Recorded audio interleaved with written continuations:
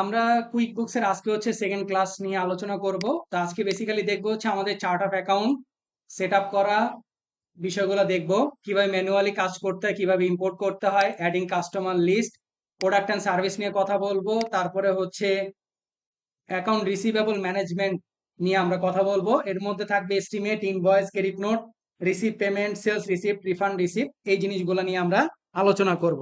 তারপরে থাকবে হচ্ছে রিপোর্টের অংশগুলোকে নিয়ে আমরা বিস্তারিত আলোচনা করব। তো এটা হচ্ছে আমাদের কুইক বুকস এর অ্যাকাউন্ট। এটা মোটামুটি আমরা সবাই ফার্স্ট ডেতে ওপেন করছি। যারা ওপেন করেন নাই ভিডিও দেখে করবেন। ওকে, তো চার্ট অফ অ্যাকাউন্ট কোথায় আছে আমরা একটু খুঁজবো। অ্যাকাউন্টিং এর আন্ডারে চার্ট অফ অ্যাকাউন্ট, অথবা কোনো অপশন না খুঁজে পেলে এখান থেকে খুঁজে নিতে পারেন। তো চার্ট অফ অ্যাকাউন্ট সম্পর্কে যদি বলি, চার্ট অফ অ্যাকাউন্ট হচ্ছে কি আমার লেজার অ্যাকাউন্ট, তাই না? লেজার অ্যাকাউন্ট যেটা আমরা অ্যাকাউন্টিং ইকুয়েশনে করে আসছি, তাই না? অ্যাকাউন্টিং ইকুয়েশনটা কি ছিল? Is equal to L plus ওই।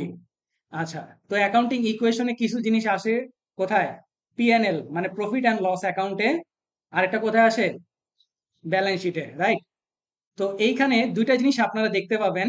এখানে ক্যাটাগরিটা হচ্ছে দুইটা ক্যাটাগরিতে তারা আসলে ডিভাইড করে থাকে। সেটা হচ্ছে অ্যাকাউন্ট টাইপ, আরেকটা হচ্ছে ডিটেল টাইপ। দেখেন, আমার এই অ্যাকাউন্টে শুধুমাত্র অ্যাকাউন্ট টাইপ অপশনটা আছে, অনেকের এরকম হইতে পারে, ডিটেল টাইপ অপশনটা নাই। তো আমরা কি করব, এই ছোট্ট সেটিংস আইকন থেকে ডিটেল টাইপটা নিয়ে আসবো। আচ্ছা, বেসিক্যালি দুই ধরনের আমার চার্ট অফ অ্যাকাউন্টটাকে সাজাইতে হবে। প্রথমে আগে আপনাকে ডিসাইড করতে হবে is it balance sheet item or is it profit and loss item. এটা আগে আপনাকে মেক শিওর করতে হবে। করার পরে ব্যালেন্স শিটের মধ্যে তো অনেক ক্লাসিফিকেশন আছে, অ্যাসেট আছে, লায়াবিলিটি আছে, ওনার সিকিউরিটি সেকশন আছে, তাই না? আর প্রফিট অ্যান্ড লসের মধ্যে কি ইনকাম আছে, এক্সপেন্স আছে, তাই না? আপনাদের একটা প্লেলিস্ট এর কথা বলছিলাম চার্ট অফ অ্যাকাউন্টের, কুইক বুকস এর, এটা দেখছেন? কেউ দেখেন নাই না? কতটুকু দেখছেন? বলেন তো অ্যাসেটের কয়টা কয়টা ডিভিশন আছে?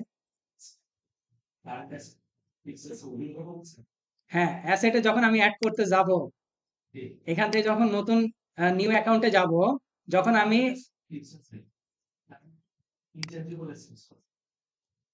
আচ্ছা, current asset, fixed asset, intangible asset নাই, ঠিক আছে?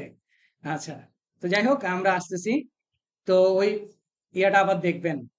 অ্যাকাউন্ট টাইপের মধ্যে আগে আমরা মেক শিওর করব এটা ব্যালেন্স শিটের আইটেম। দেখেন বিএএল লেখা, তাই না? বিএল লেখা, এগুলো হচ্ছে আমার কি ব্যালেন্স শিটের আইটেম। আরেকটা হচ্ছে পিএনএল মানে প্রফিট অ্যান্ড লসের আইটেম। এখন এই চার্ট অফ অ্যাকাউন্ট গুলো তো আমরা অ্যাড করে আসি নাই, তাহলে এগুলো কোথা থেকে আসে? আমরা যখন কুইক বুকস এর সাবস্ক্রিপশন কিনছি প্লাস প্যাকেজে, তখন আমাকে কিছু চার্ট অফ অ্যাকাউন্ট তারা দিয়ে দিছে বাই ডিফল্ট। আমাদের প্রয়োজন হলে আমরা ব্যবহার করব, না হলে যেভাবে আছে ওইভাবে থাকুক। এটা নিয়ে আমাদের কোনো হেজিটেট হওয়ার দরকার নাই, ঠিক আছে? আর বলেন তো কুইক বুকস এর প্লাস প্যাকেজে কতগুলো চার্ট অফ অ্যাকাউন্ট অ্যাড করা যায়? রাইট, উনি দেখছে, তার মানে দেখে আসছে, ঠিক আছে? আচ্ছা, তো এই যে প্যানেলটাকে যদি আমি ডিভাইডেড করি, এটা হচ্ছে ফিল্টার অপশন বা সার্চ করার অপশন কোনো চার্ট অফ অ্যাকাউন্ট খুঁজে পাওয়ার জন্য। এখানে আমি সকল চার্ট অফ অ্যাকাউন্ট দেখতেছি, এটা একটা ছোট ফিল্টার অপশন। এইখানে আমরা ওই যে প্রথম দিন যে সেটিংস করে আসছিলাম নাম্বার দেখার জন্য, তো নাম্বারের জন্য তার একটা কলাম আমাদেরকে দিয়ে দিছে। এটা হচ্ছে নেম, চার্ট অফ অ্যাকাউন্টের নাম। এটা হচ্ছে অ্যাকাউন্ট টাইপ। অ্যাকাউন্ট টাইপ বলতে আমি একটু আগে বলে আসছি, is it balance sheet or is it profit and loss account item, ঠিক আছে? তারপরে হচ্ছে ডিটেল টাইপ, এটা এক্স্যাক্টলি কি টাইপের অ্যাকাউন্ট সেটা আমাকে বলতে হবে। তারপর হচ্ছে ট্যাক্সের জন্য প্যানেল তারা দিয়ে দিছে, এটা কুইক বুকস এর ব্যালেন্স, এটা হচ্ছে ব্যাংকের ব্যালেন্স। আর এটা হচ্ছে অ্যাকশন বাটন। এখান থেকে অনেক সময় আপনাকে বলা হবে যে আপনি লেজার হিস্ট্রিতে যান, বা ওই অ্যাকাউন্টের হিস্ট্রিতে আমাকে দেখান, বা আপনার ক্লায়েন্ট আপনাকে বলল যে আমার ওই অ্যাকাউন্ট হিস্ট্রিটা লাগবে। তখন আপনি কোথা থেকে যাবেন? এই যে chart of account, chart of account থেকে তার প্রত্যেকটা যে অ্যাকাউন্ট হিস্ট্রি আছে না, প্রত্যেকটা অ্যাকাউন্ট হিস্ট্রিতে গেলেই তারপরে বিস্তারিত বিবরণ আপনি দেখতে পাবেন। এখান থেকে হচ্ছে নতুন করে চার্ট অফ অ্যাকাউন্ট আপনি ম্যানুয়ালি অ্যাড করতে পারেন, একটা একটা করে। আর যদি আপনার অনেকগুলো চার্ট অফ অ্যাকাউন্ট একসাথে অ্যাড করতে হয়, তখন এই ড্রপ ডাউন মেনু থেকে একসাথে বাল্ক কোয়ান্টিটিতে আপনি অ্যাড করতে পারবেন। তারপর এটা হচ্ছে সিএসবি তে, মানে কি ইম্পোর্ট, সরি এক্সপোর্ট করার জন্য এই অপশনটা ব্যবহার হয়। এটা হচ্ছে আপনার প্রিন্টের অপশন, যেখান থেকে আপনি খুব সহজেই পুরো চার্ট অফ অ্যাকাউন্টটাকে প্রিন্ট আউট করে নিতে পারবেন। আর এটা হচ্ছে এই যে প্যানেলের মধ্যে একটু আগে এই কলামটা কিন্তু আমাদের ছিল না, তাই না? ডিটেল টাইপ আমরা এটা আনছি কোথা থেকে? এই যে সেটিংস অপশন থেকে। এই যে এই কলামটা আমাদের ছিল না, আমরা এটা নিয়ে আসি হচ্ছে এই যে সেটিংস অপশন থেকে। তাহলে এই সেটিংস আর এই সেটিংস কি দুটো আলাদা জিনিস না? এইখানে যে সেটিংসটা খেয়াল করেন, এইখানে যে সেটিংসটা এটা হচ্ছে আপনার পুরা অ্যাকাউন্টের সেটিংস, যেটাকে আমরা বলি হচ্ছে গিয়ার আইকন। আর এইখানে যে প্যানেলের মধ্যে যদি কোনো সেটিংস অপশন দেখেন বা আইকন দেখেন, তাহলে বুঝবেন সেই প্যানেলটার কাস্টমাইজেশন করার জন্য আপনাকে এই সেটিং অপশন দেওয়া হয়েছে। তো এটা দুইটা হচ্ছে আলাদা জিনিস। আর এইখান থেকে হচ্ছে আপনি কোনো যদি রিপোর্ট রান করে নিতে চান, সেক্ষেত্রে রান করতে পারেন। ঠিক আছে? এটা হচ্ছে আমার টোটাল আলোচনা। এবার আসেন আমি কি করব, অ্যাড করতে যাব নতুন চার্ট অফ অ্যাকাউন্ট।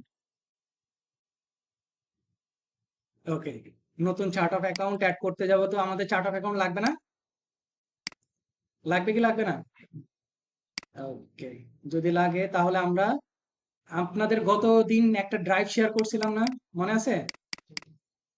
ড্রাইভের মধ্যে অ্যালার্গেন ডাটাবেজের মধ্যে কিছু নিচে চার্ট অফ অ্যাকাউন্ট ছিল, তো ওই চার্ট অফ অ্যাকাউন্ট গুলো তাহলে আগে অ্যাড করতে হবে।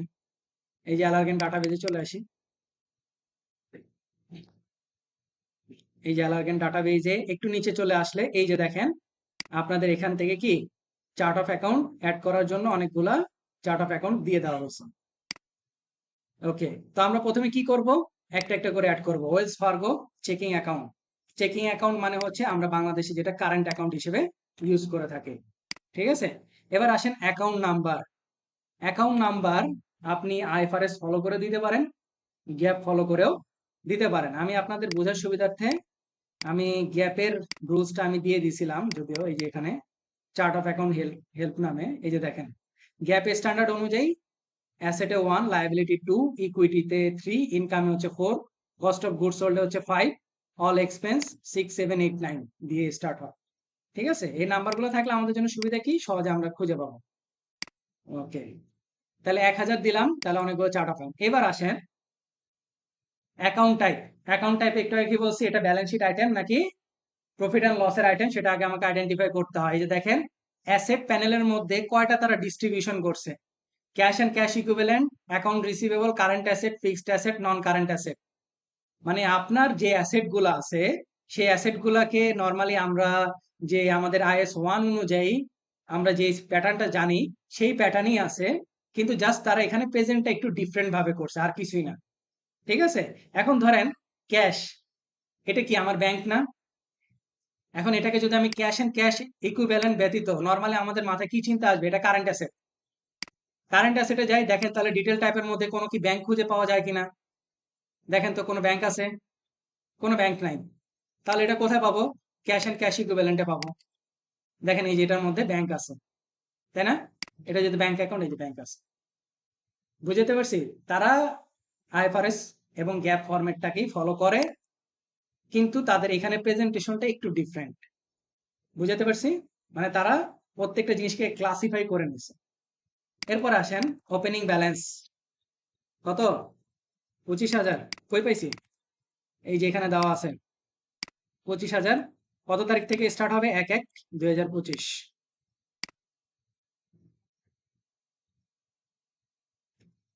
মেক শিওর ওপেনিং ব্যালেন্স এবং ওপেনিং ডেট এডিট করা যাবে না, আর রিকনসিলেশনের পরে তো আরো করা যাবে না। ঠিক আছে? দিয়ে আমরা এটাকে সেভ করলাম।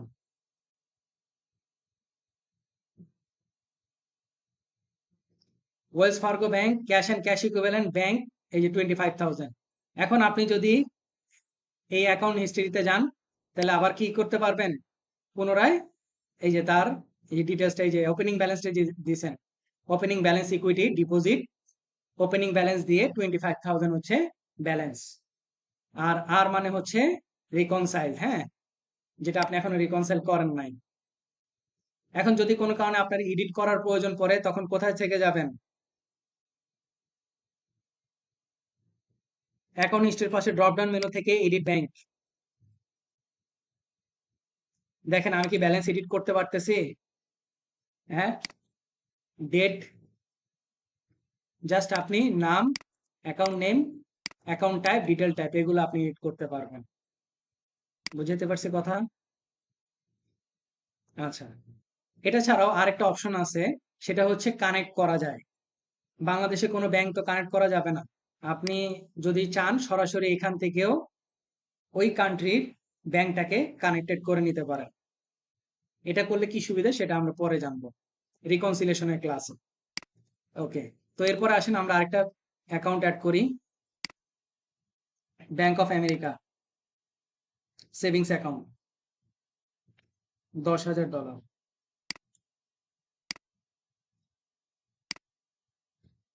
001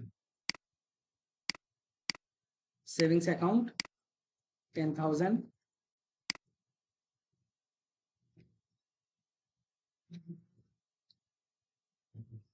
দিয়ে সেভ করে দিলাম।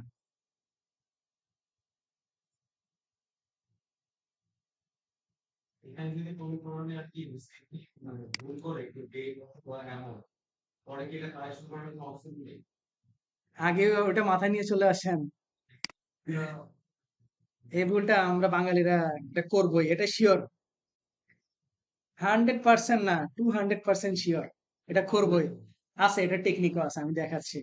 আগে আমরা লিগেলি যাই, তারপরে আর কি এটার মানে আর কি ফাঁক ফোকর খুঁজে বের করবো। হ্যাঁ, তো এরপর আসেন আমি একটা ক্রেডিট কার্ড অ্যাড করব। হ্যাঁ, credit card, credit card add করতে গেলে আমি নিউ অ্যাকাউন্টে চলে যাব, সেখান থেকে অ্যাকাউন্ট টাইপ, আর এটা হচ্ছে আমার লায়াবিলিটি। দেখেন এখন লায়াবিলিটি পাশে ক্রেডিট কার্ডটা নর্মালি আমাদের মেক সেন্সে আসে, এটা হচ্ছে আমার কারেন্ট লায়াবিলিটি, রাইট? এখন যদি আমি কারেন্ট লায়াবিলিটিতে যাই, তাহলে কি আমি এখানে ক্রেডিট কার্ড খুঁজে পাচ্ছি কিনা একটু দেখেন। ক্রেডিট কার্ড আছে? তাহলে এটার জন্য কিন্তু তারা আলাদা অপশন দিয়েই রাখছে ক্রেডিট কার্ড। বুঝাতে পারছি? তো এই সফটওয়্যারের এটা আমাকে বুঝতে হবে। এটা আমার 170.20, 170.20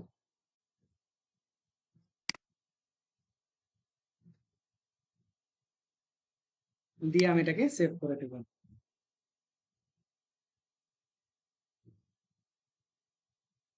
এই যে দেখেন এখন ক্রেডিট কার্ডটা, এই যে liability RBC visa code credit card 170.20, তাহলে ক্রেডিট কার্ডও কি আমার অ্যাড হয়ে গেছে, তাই না? এবার আসেন, ধরেন আমি একটা অ্যাকাউন্ট আপনাদেরকে অ্যাড করে দেখাই, পেরোল এক্সপেন্স। আপনাদের একটা কাঙ্ক্ষিত দাবি থাকে যে স্যার আমরা সাব অ্যাকাউন্ট করতে পারবো কিনা, তাই না? নাকি দাবি থাকে না, কোনটা দেখাবো কি দেখাবো না বলেন? আচ্ছা, পেরোল এক্সপেন্স নামে অলরেডি তার একটা চার্ট অফ অ্যাকাউন্ট করে রাখছে, ঠিক আছে? আমি এটাকে একটু এডিট করি, নাম্বার দিই, তাহলে আপনাদের জন্য বুঝতে সুবিধা হবে। সেভ করলাম 5,000 দিয়ে। ওকে, এখন দেখেন আমি যে শীটটা দিছি পেরোল এক্সপেন্সের আন্ডারে এই তিনটা হচ্ছে sub account, salary, wages, health insurance, payroll, taxes, এই তিনটা হচ্ছে কি আপনার সাব অ্যাকাউন্ট করতে হবে কার আন্ডারে? পেরোল এক্সপেন্সের আন্ডারে। তো ধরেন আমি হেলথ ইন্স্যুরেন্স আমি সাব অ্যাকাউন্ট করবো, তাহলে কিভাবে করব? নিউ অ্যাকাউন্টে চলে যাব, সেখান থেকে হেলথ ইন্স্যুরেন্স দিলাম, এটা দিলাম হচ্ছে 5,001। অ্যাকাউন্ট টাইপ, এটা কি হবে? ইন্স্যুরেন্স, বলেন। এটা কি এক্সপেন্স আইটেম হবে নাকি অ্যাসেট আইটেম? আচ্ছা, এক্সপেন্সের মধ্যে দেখি, এই যে ইন্স্যুরেন্স। আপনারা এখান থেকে প্রত্যেকটা অপশন দিলে ডিটেল টাইপে কি আসে সেগুলাকে মাথায় রাখতে হবে। হ্যাঁ, আর ডিটেল টাইপটা চেষ্টা করবেন 100% কাছাকাছি ম্যাচ করার। হ্যাঁ, ওকে, এখন দেখেন এইখানে একটা অপশন আছে মেক দিস সাব অ্যাকাউন্ট, এটাতে ক্লিক করবেন। তাহলে যদি বাচ্চার নাম বলেন তাহলে বাবার নাম বলতে হবে না? বাবা কে এটার? তার কোড নাম্বার কত? 5,000। তাহলে এটার আন্ডারে হচ্ছে হেলথ ইন্স্যুরেন্সটা হবে। আচ্ছা, লক করার কথা বলতেছেন না? এই যে দেখেন পেরোল এক্সপেন্স, তার আন্ডার কি হেলথ ইন্স্যুরেন্স। একটু খেয়াল করেন সাব অ্যাকাউন্ট বোঝার সিস্টেমটা কি। সাব অ্যাকাউন্ট বোঝার সিস্টেমটা হচ্ছে এই যে যে বারটা আছে এখান থেকে স্টার্ট হয়েছে হচ্ছে পেরোল এক্সপেন্সটা, আর হেলথ ইন্স্যুরেন্সটা একটু ডান পাশে সরে গিয়ে চলে গেছে, তাই না? তাহলে এখানে কি একটা গ্যাপ হয়েছে না?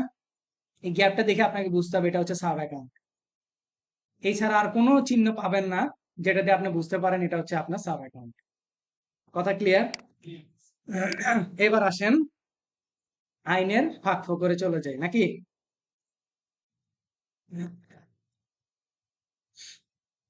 অ্যাকাউন্ট হিস্ট্রিতে যাবেন, এটা কিন্তু করবেন না, ব্যাড প্র্যাকটিস এটা, হ্যাঁ। যাওয়ার পরে এই যে এখানে আসছেন না, এখানে ক্লিক করবেন, এখান থেকে এডিট অপশন, এই যে এখান থেকে আপনি ডেট, এখান থেকে আপনি অ্যামাউন্ট, সকল কিছু এডিট করতে পারবেন। আবার এমন যাতে না হয় এটাই আপনি করবেন, ঠিক আছে? এটা একটু খেয়াল রাখেন। পাইছেন কোশ্চেন অ্যান্সার?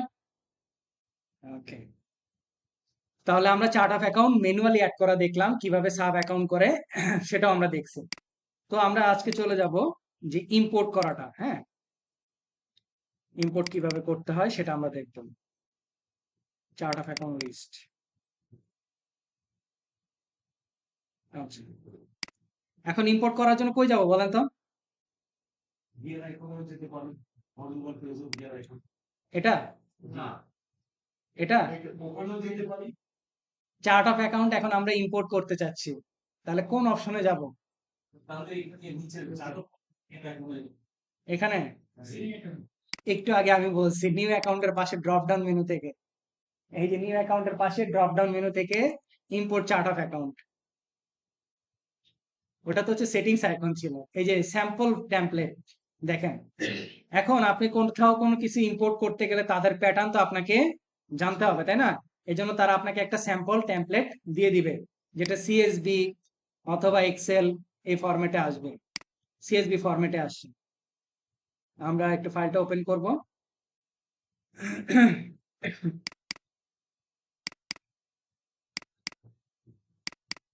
দেখেন কিভাবে আসে, ডিলিট দিস, ওকে আমি এই রোটা ডিলিট করে দিই। Account number, account name, type, detail type, তাই না? আর লগ। এখন খেয়াল করেন অ্যাকাউন্টের নাম্বার, নেম, টাইপ এবং ডিটেল টাইপ এই জিনিসগুলো কি আমার লাগবে এখন? আমি কি এগুলো ইম্পোর্ট করব নাকি আমার চার্ট অফ অ্যাকাউন্ট আমি ইম্পোর্ট করব? তাহলে এগুলাকে ডিলিট করে দিব। তবে খেয়াল রাখতে হবে অবশ্যই যাতে কলামের হেডিং ডিলিট করা যাবে না। ক্লিয়ার? এরপরে এই যে আপনাদের যে ফাইলটা দিব, আপনাদের ফোল্ডারের মধ্যে chart of account list import নামে আছে, এখান থেকে এগুলাকে কপি করব, কপি করে এখানে পেস্ট করে দেব। ওকে, ঠিক আছে, এখন আমি এটাকে সেভ করে দিলাম। ইম্পোর্ট করতে চলে যাব, এই যে এখান থেকে সিলেক্ট ফাইলে দিব, ফাইলটা যেখানে আছে ওপেন, নেক্সট। এটা হচ্ছে আমার ম্যাপিং প্যানেল, মানে আমি যে অপশনগুলা তারা যেই আমাকে ফাইলটা দিছে সেই ফাইলের মধ্যে আর আমার ইম্পোর্টকৃত যে স্প্রেডশিটটা ছিল তার হেডিংটা ঠিক আছে কিনা সেটা আমাকে মিলাইতে বলতেছে। Map your spreadsheet to the corresponding chart of account column. Account number আমরা দিছি, অ্যাকাউন্ট নেম, টাইপেও আমরা টাইপ দিছি ডিটেল টাইপ, সবকিছু ঠিক আছে। নেক্সট অপশনে চলে যাব, এইখান থেকে দেখবো যদি কোনো কারেকশন করার প্রয়োজন পড়ে এখান থেকে আপনি কারেকশন করে নিতে পারেন, জাস্ট সিলেক্ট করে ফিনিশ দিব।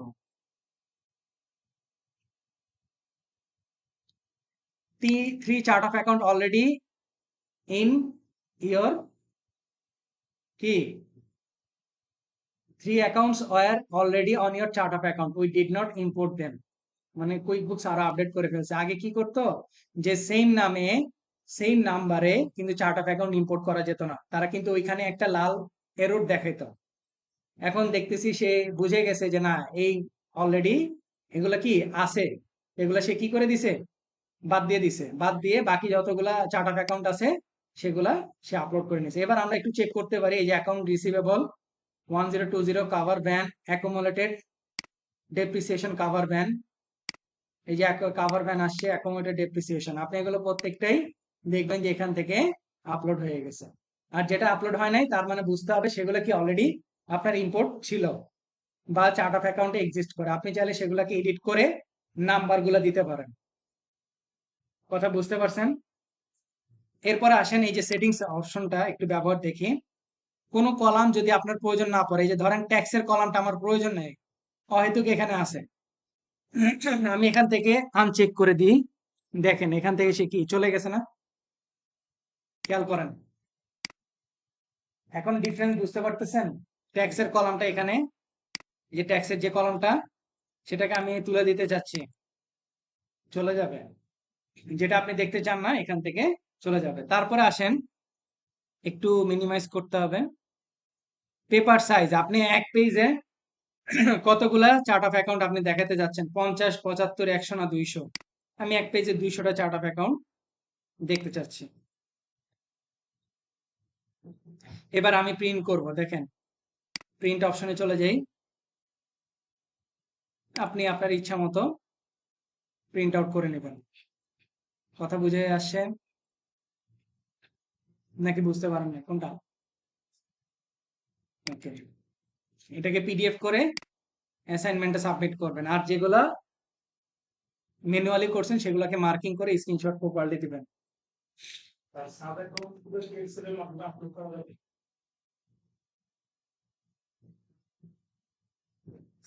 এক্সেল ফরম্যাটে কি ছিল খেয়াল করেন না, দেখে তো সমস্যাগুলো হয়। কি ছিল এখানে? ও, আম, এখানে সাব অ্যাকাউন্ট করার কোনো ওয়ে আছিল? হ্যাঁ, তাহলে কি কেন আপনি এখানে কি তাহলে পারবেন? তাহলে কি করতে হবে?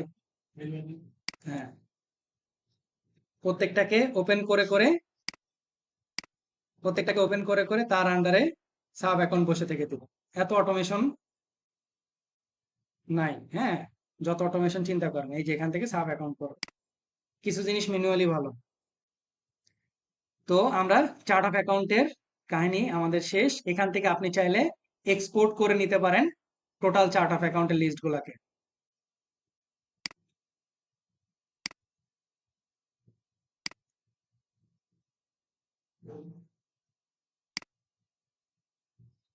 আচ্ছা, এরপর আমরা চলে যাব হচ্ছে কাস্টমার লিস্ট। আমাদের বিজনেস করতে কাস্টমারের দরকার আছে কি নাই? কাস্টমার কারা বলেন? বুঝি নাই। গুডস সার্ভিস নিতে পারে না? হ্যাঁ, রাইট। মানে সোজা কথা, যাদের টাকা দিয়ে আমি বিজনেস করি নাকি? আচ্ছা, এবার তাদেরকে আমার কি করতে হবে? অ্যাড করতে হবে। তো সেটার জন্য আমরা কোথায় চলে যাব বলেন? কাস্টমার প্যানেল কোথায় আছে? গত ক্লাসে আলোচনা করছি,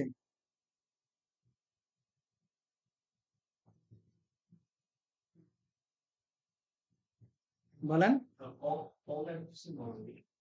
হ্যাঁ,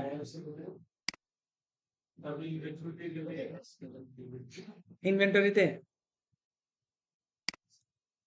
ওকে, আমরা ইনভেন্টরিতে যাই, দেখি কই নাই তো। সব জিনিস যদি দেখাই যেত তাহলে তো হইতো। ওকে, সেলস এন্ড গেট পেড এর মধ্যে আছে? কই আছে? আরে কাস্টমার হাবের মধ্যে আছে। এই যে কাস্টমার হাবের মধ্যে কাস্টমার এন্ড লিডস অপশনে এখানে একটা ভিডিও তারা দিছে, এটা দেখে নিতে পারেন আপনাদের সুবিধার্থে। ওকে, তো keep track of who needs to pay you, মানে আপনি ট্র্যাকিং করতে যাচ্ছেন যারা আপনাকে টাকা পরিশোধ করবে। তো ইম্পোর্ট করা যায়, আমরা আগে অ্যাড কাস্টমার করে দেখি কি প্যানেল আসে আমাদের সামনে। বিশাল বড় একটা প্যানেল আমাদের সামনে হাজির করে দিছে। এইখান থেকে কি কি ফিল আপ করতে হবে? একটাই ম্যান্ডেটরি ফিল্ড, সেটা হচ্ছে এখানে স্টার মার্ক দেওয়া আছে, সেটা হচ্ছে ডিসপ্লে নেম। আপনার ওই কাস্টমার রিলেটেড কোনো ইনফরমেশন যদি নাও থেকে থাকে, শুধুমাত্র তার নাম আপনি জানেন, তাও আপনি সেখানে অ্যাড করতে পারবেন। ধরেন আমি নাম দিলাম হচ্ছে মিস্টার রবিন নাকি?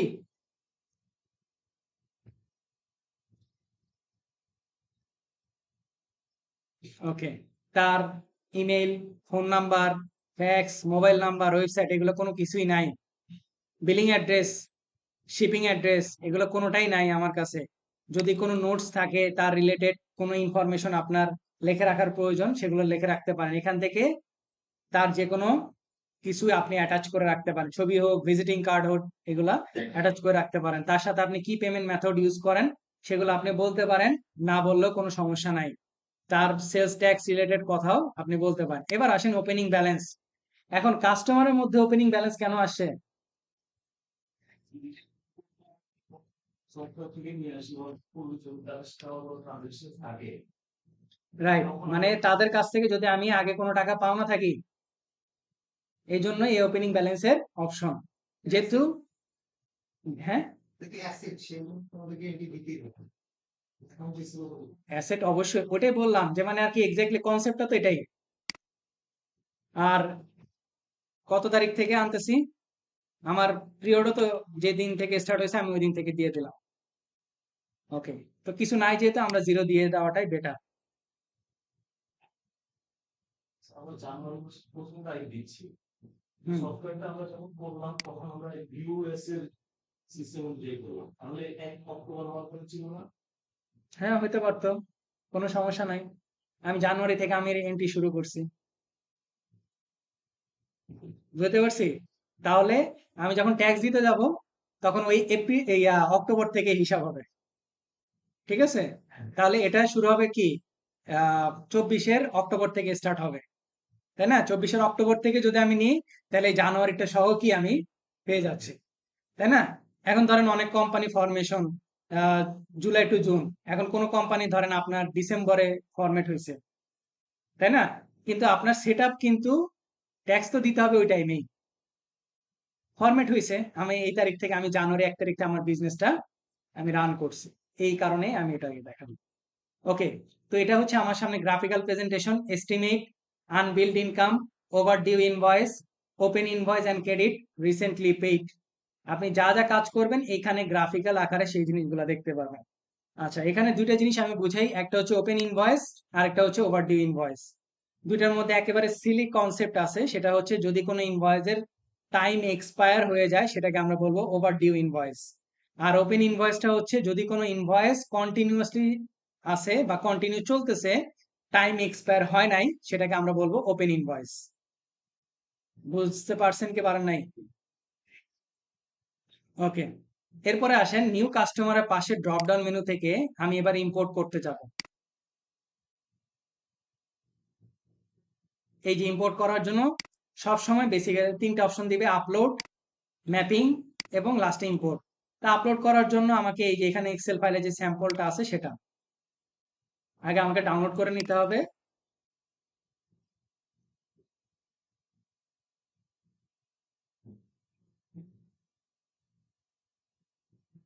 এনেবল এডিটিং করে নিব,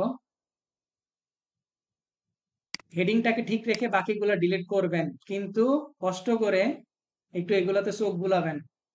তারা তো স্যাম্পল আপনাকে ডাটা দিছে, তো কোন কলামে কি বসে সেটা তো আপনাকে বুঝতে হবে, তাই না? এটাকে একটু দেখে নিবেন একবার, বুঝাতে পারছি? দেখে নিয়ে তারপরে একসাথে হেডিংটাকে ঠিক রেখে ডিলিট করে দেন। দেখেন নতুন করে দুইটা শীট চলে আসে, এগুলো ডিলিট করেন। ওকে, এরপরে আপনাদের যে ফাইল দিছি সে ফাইল থেকে কপি করে নিয়ে আসি। বাস্তব জীবনে কিন্তু এরকম কপি পেস্টের সুযোগ থাকবে না, হ্যাঁ? যত সহজে স্যার কপি পেস্ট করতেছে এরকম কিন্তু সুযোগ পাবেন না। অনেক ইনফরমেশন ক্লায়েন্টের কাছ থেকে চেয়ে নিতে হবে। ওপেনিং ব্যালেন্স দেখেন, এই যে ওপেনিং ব্যালেন্স আছে, তার মানে তাদের কাছ থেকে আমি টাকা পাচ্ছি। ওকে, রাইট, সেভ করে দিলাম। এবার আপলোড করব, কুইক বুকস এসে ব্রাউজ অপশনে চলে যাব, যেখানে ছিল সেখান থেকে নিয়ে আপলোড করব।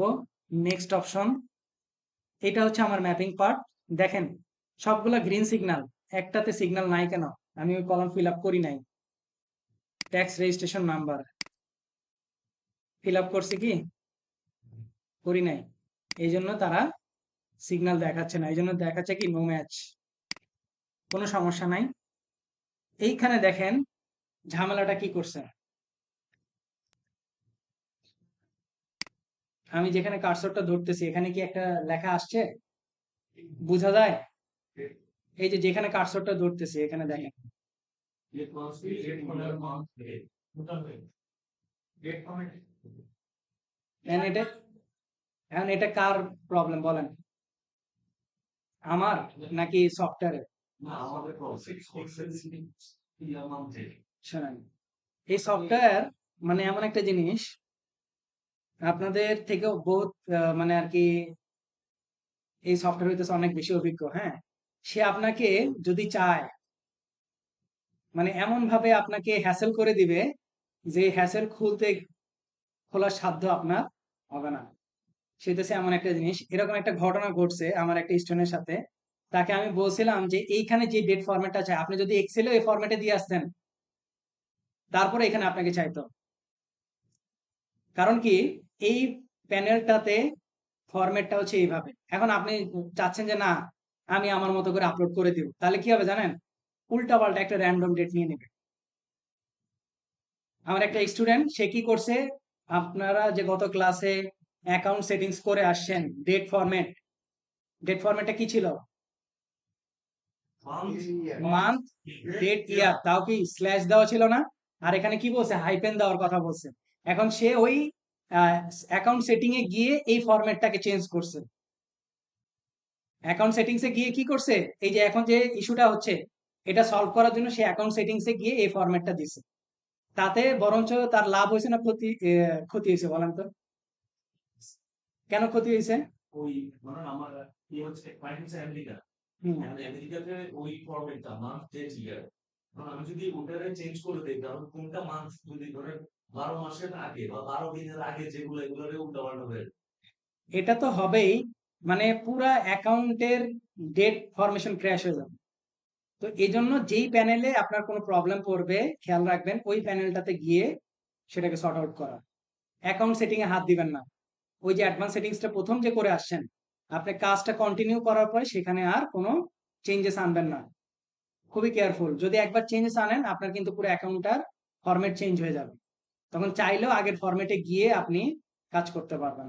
তো আমাদের কি করব এখান থেকে, তাহলে আমরা আমাদের কাজ করে দিই, তাই তো? 01, এটাই তো চাইছে তাই না? ওকে,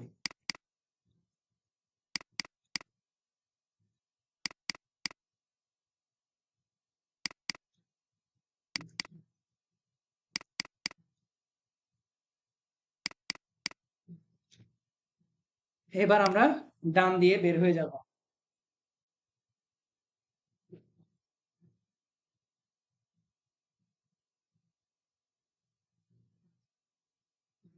এখন দেখেন আপনার সামনে কি প্রত্যেকটা কাস্টমার কি হয়ে গেছে, ইম্পোর্ট হয়ে গেছে, তাই না? এখন আমি চাচ্ছি আমার এখানে শুধু নাম আছে, কোম্পানি নেম আছে, ফোন নাম্বার, ওপেন ব্যালেন্স আছে, আমি চাচ্ছি আরো কিছু ইনফরমেশন এখানে দেখার জন্য। তাহলে এই যে এর মধ্যে যে সেটিংস আইকনটা আছে সেটাকে প্রেস করব। আমি চাচ্ছি অ্যাড্রেস দেখার জন্য, অ্যাড্রেসটাকে ক্লিক করব। আর তাদের ইমেল নাম্বারটা দেখতে চাচ্ছি, এই যে ইমেল নাম্বারটা চলে আসছে। যে যে কলাম দেখতে চান এখান থেকে সেই কলামগুলোকে দেখতে পাবেন। ওকে, এখন এইখান যদি কোনো কারণে এডিট করার প্রয়োজন পড়ে তাহলে কি করবেন, এখান থেকে যে ড্রপ ডাউন মেনুতে চলে যাবেন। ড্রপ ডাউন মেনুতে না, এটাকে ওপেন করেন, কাস্টমারকে ওপেন করার পরে এই যে এখান থেকে এডিট অপশন আসবে, এই যে এখান থেকে এডিট অপশন চলে আসবে। কথা ক্লিয়ার? ওকে, এবার আসেন, কোনো কাস্টমারকে আপনার প্রয়োজন নাই বা তার সাথে কোনো ট্রানজেকশন নাই, আপনি চাচ্ছেন তাকে ডিলিট করার জন্য, এখানে ডিলিট করার কোনো অপশন নাই। অপশন আছে হচ্ছে ইনঅ্যাক্টিভ করার। হ্যাঁ, ইনঅ্যাক্টিভ, সে আর আপনার এখানে ভিজিবল হবে না। অবশ্যই তার কোনো ট্রানজেকশন কোনো কিছুই থাকা যাবে না। তাকে কি করবেন, ধরেন এই যে মিস্টার রবিন, তার আর প্রয়োজন নাই, এখান থেকে ড্রপডাউন মেনুতে যাবেন, যাওয়ার পরে দেখেন মেক ইনঅ্যাক্টিভ অপশন আসবে, ইনঅ্যাক্টিভ করে দেন। Yes, make inactive. সে এখন আপনার শিটে কিন্তু আর দেখতে পাবেন না। কোনো কারণে যদি তাকে আবার ফেরত আনতে হয় তাহলে কি করবেন, আবার সেম ভাবে সেটিংস অপশনে চলে যাবেন। এই যে দেখেন আদারের মধ্যে কি ইনক্লুড ইনঅ্যাক্টিভ, ক্লিক করেন, দেখেন এই চলে আসে, এই যেখানে কি লেখা, মিস্টার রবিন ব্র্যাকেটে, দেখা যায় না, ডিলিটেড। এখন এখান থেকে অ্যাক্টিভ করে দিলেই সে আবার পুনরায় অ্যাক্টিভ হয়ে যাবে। কথা বুঝতে পারছেন কি পারেন নাই? এখান থেকে প্রিন্ট আউট করে নিবেন। সেম ভাবেই যেগুলো ম্যানুয়ালি করবেন মার্কিং করে দিবেন, আর পুরো ফাইলটাকে পিডিএফ দিবেন। আচ্ছা, একটা জিনিস আপনাদের দেখাই, সেটা চার্ট অফ অ্যাকাউন্টে দেখানো দরকার ছিল। ইনএক্টিভ করা, চার্ট অফ অ্যাকাউন্টও কিন্তু ইনএক্টিভ করা যায়, লেজার অ্যাকাউন্টও ইনএক্টিভ করা যায়। এই যে ইনএক্টিভ করতে চাইলে ধরেন এই যে এখান থেকে অ্যাকাউন্ট হিস্ট্রিতে গেলেই আপনি কি মেক ইনএক্টিভ ইনএক্টিভ করে দিবেন। পরবর্তীতে তাকে যদি আবার খুঁজে আনতে হয়, সেটিংস অপশন থেকে এই যে শো ইনএক্টিভ অ্যাকাউন্ট দিয়ে এনে অ্যাক্টিভ করে নিতে পারবেন। বুঝে আসছে এই দুটা?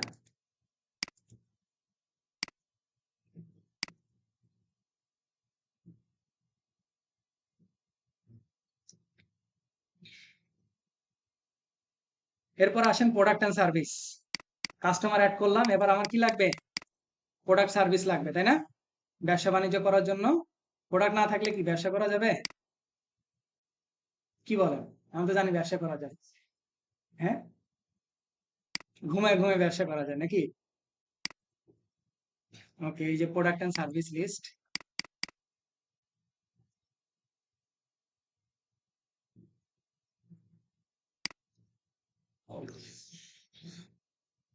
প্রোডাক্ট অ্যান্ড সার্ভিস কই থেকে পাবো বলেন?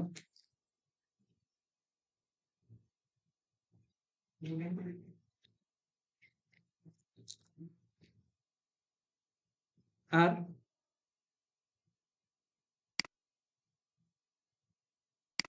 আর কোথাও মাথায় আসতেছে না? সার্চ দিলে পাবো নাকি? একটু ব্রেন খাটান না। সেলস এন্ড গেট পেড এর মধ্যে তো থাকে। সোজা হিসাব, কাস্টমার তার সাথে রিলেটেড জিনিসগুলো কি কাস্টমার আইটেমের মধ্যেই খুঁজে পাবো। এগুলো একটু ব্রেন খাটাইতে হয়, হ্যাঁ। আচ্ছা, এখানে get started with product and service. আচ্ছা, আমরা ইম্পোর্ট করার আগে একটা আইটেম দেখি কিভাবে করা যায়। ক্রিয়েট আইটেমে চলে যাব। করোনা টাইমের একটা সব থেকে জনপ্রিয় একটা জিনিসের নাম বলেন। মেডিসিন রিলেটেড, মেডিসিন বা মানে আর কি ফার্মাসিউটিক্যাল রিলেটেড, কারণ আমাদের কোম্পানি কি ফার্মাসিউটিক্যাল না? বলেন। Right, marks. সব থেকে একটা মার্কস ছিল, মনে পড়ে? Care 95 marks.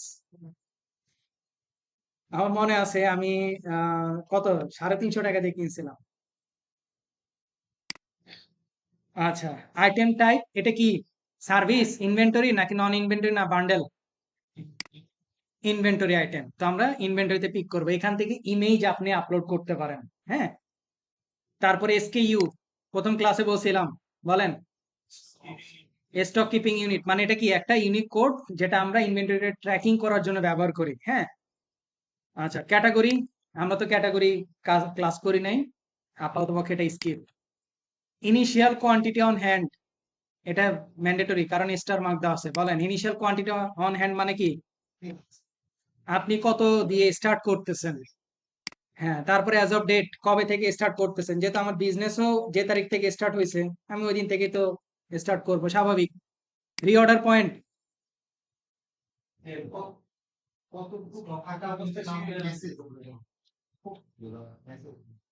না কতটুকু থাকা অবস্থায় সে পুনরায় আবার অর্ডার করবে, ঠিক আছে, মানে আর কি পারচেজ জন্য সে ইয়া করবে।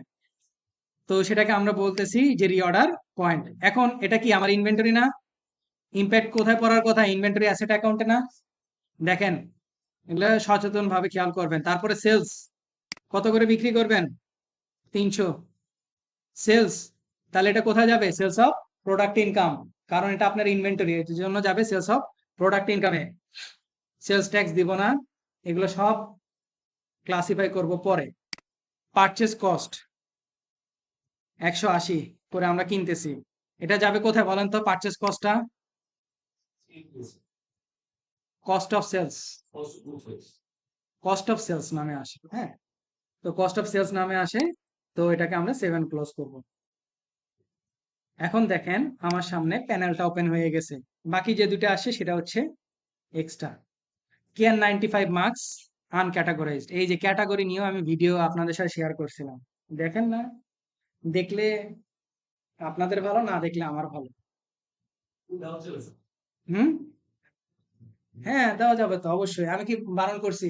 ধরেন আপনার একটা বিজনেস আছে, হচ্ছে ব্যাটারির বিজনেস আছে, আপনি বাইরের থেকে, চায়না থেকে ব্যাটারি এনে ইম্পোর্ট করে বিজনেস করেন। আপনার ব্যাটারি তো অনেকগুলো ক্যাটাগরি আছে না? এখন ধরেন আপনার লিথিয়াম ব্যাটারির মধ্যে না হলেও 50টা ক্যাটাগরি আছে, এন্ড সেগুলোকে আপনি যদি ক্যাটাগরি না করতে পারেন, কোম্পানি মালিক তো এসে ধরবে কাকে? আমাকে ধরবে? ধরবে তো আপনাকে, যে আপনি কেন ক্যাটাগরি দিতে পারেন না। তো এই জন্য ক্যাটাগরি ইয়ে করতে হবে। ওকে, তো আমরা এটা দেখলাম ম্যানুয়ালি অ্যাড করা। এখন যদি আমরা বাল্ক কোয়ান্টিটিতে অ্যাড করতে চাই অনেক বেশি, তখন সেক্ষেত্রে কিভাবে দেখতে পাবো? এই যে নিউ প্রোডাক্ট অ্যান্ড সার্ভিসের পাশে ড্রপ ডাউন মেনু থেকে দেখেন, এখানে সার্ভিস, ইনভেন্টরি, নন ইনভেন্টরি, বান্ডেল, এই জিনিসগুলো একটু বোঝার আছে। হ্যাঁ, একটু কনসেপ্টটাকে ক্লিয়ার রাখবেন। সেটা হচ্ছে সার্ভিস, তো যেটা আমরা আপনাদেরকে দিচ্ছি প্রতিষ্ঠানে, যেমন ডাক্তারি সার্ভিস দিচ্ছে, লয়ার সার্ভিস দিচ্ছে, আমরা আপনাদেরকে মেন্টরিং সার্ভিস দিচ্ছি। তারপরে ইনভেন্টরি আইটেম, মানে কি, যেটা আপনি এক্স্যাক্টলি ট্র্যাকিং করতে চান, আপনার বিজনেসের মেইন প্রোডাক্ট। ধরেন ওয়ালটন কোম্পানি, এই যে আপনারা যে এসিতে বসে আছেন, এসিটা কি ওয়ালটন কোম্পানির কি ইনভেন্টরি না? তো এটা কি ইনভেন্টরি প্রোডাক্টে যাবে। তারপরে হচ্ছে নন ইনভেন্টরি। নন ইনভেন্টরিটা কি? যেটা ইনভেন্টরিকে ইনস্টলেশন এবং পারফেক্ট ওয়েতে রান করার জন্য যেটা হেল্প করে, সেটাকে আমি এক্সপ্লেন করতেছি নন ইনভেন্টরি। যেমন এই যে এসিটাকে আনার পরে এটাকে ফিটিং আপ করার জন্য অনেক কিছু এক্সট্রা ব্যবহার হয়েছে না, অ্যাঙ্গেল, ওয়াশার, তারপরে বিভিন্ন আরো ছোট ছোট যে যন্ত্রপাতি গুলো আছে সেগুলো আপনি বাইরে থেকে নিয়ে আসছেন, তাই না? নিয়ে এসে সেগুলাকে আপনি ইউজ করছেন, সেগুলাকে আপনি ট্র্যাকিং করেন না। ঠিক আছে? তো সেগুলোকে আমরা বলতেছি নন ইনভেন্টরি। আর বান্ডেল কোনটা? একসাথে যে প্যাকেজটা আপনি পান, রাইট? আপনার মোবাইলে তো ডাটা কিনেন না, বান্ডেল প্যাকেজ কিনেন না? সেখানে কি থাকে? এসএমএস ও থাকে, মিনিট থাকে, নেট থাকে, সকল কিছু মিলাই থাকতে পারে, আবার দুইটারও থাকতে পারে কম্বিনেশন। তো আমরা চলে যাব হচ্ছে ব্যাচ ইম্পোর্টে।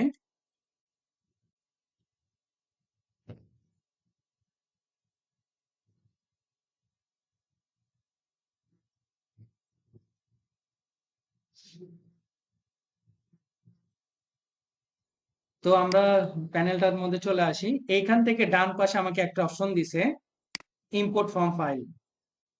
এখান থেকে আমরা download your our sample CSV ফাইলটাকে ডাউনলোড করব।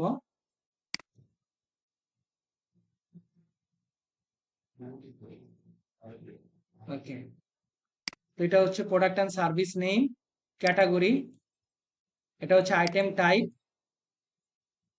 এসকিইউ number, sales description, sales price, part income account,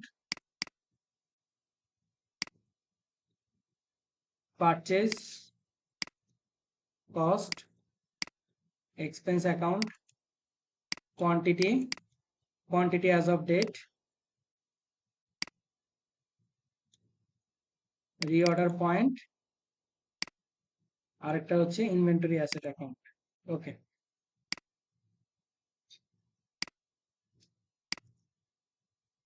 heading ঠিক রেখে ডিলিট করে দেব।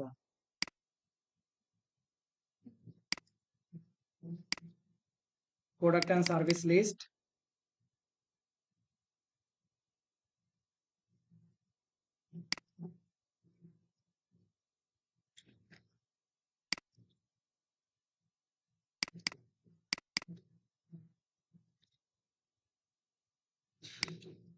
প্রোডাক্ট অ্যান্ড সার্ভিস নেম আসছে, item type, sales description, sales price. Okay, income অ্যাকাউন্টে চলে আসছে, দেখেন, যারা পারচেজ,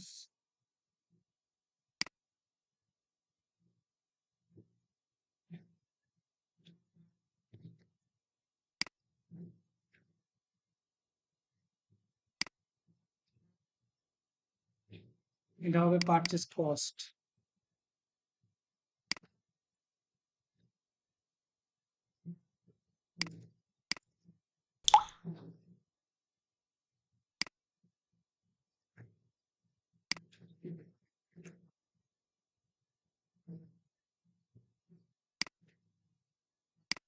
এগুলো হবে হচ্ছে ইনভেন্টরি কোয়ান্টিটি অন হ্যান্ড এবং ওপেনিং ডেট।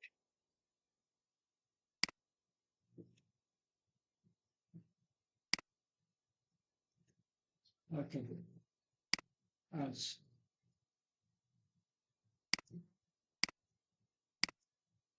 কারণ আমার যে ফাইল ছিল তাদের ফাইলের সাথে একটু কি গরমিল হয়ে গেছে।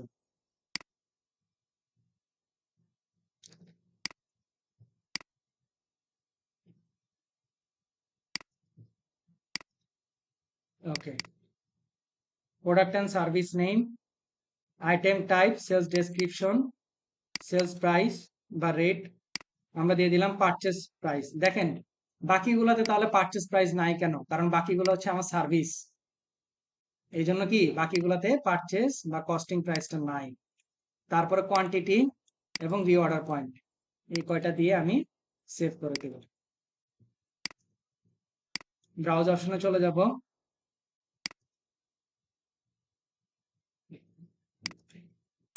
ফাইলটাকে ওপেন করে নেক্সট অপশনে চলে যাব, সকল কিছু ঠিক আছে কিনা একটু দেখে নিব।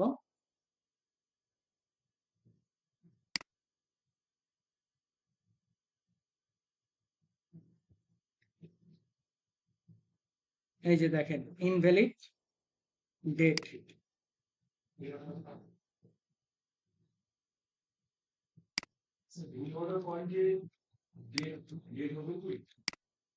ওরা ভুল বশত নিয়ে নিছে, ওইটা তো আমরা ঠিক করবো এখন, ওই জন্য তো বললাম ছিল। আচ্ছা যাই হোক, তাহলে আমরা এখানে ঠিক করে দিই, তাহলে হলো।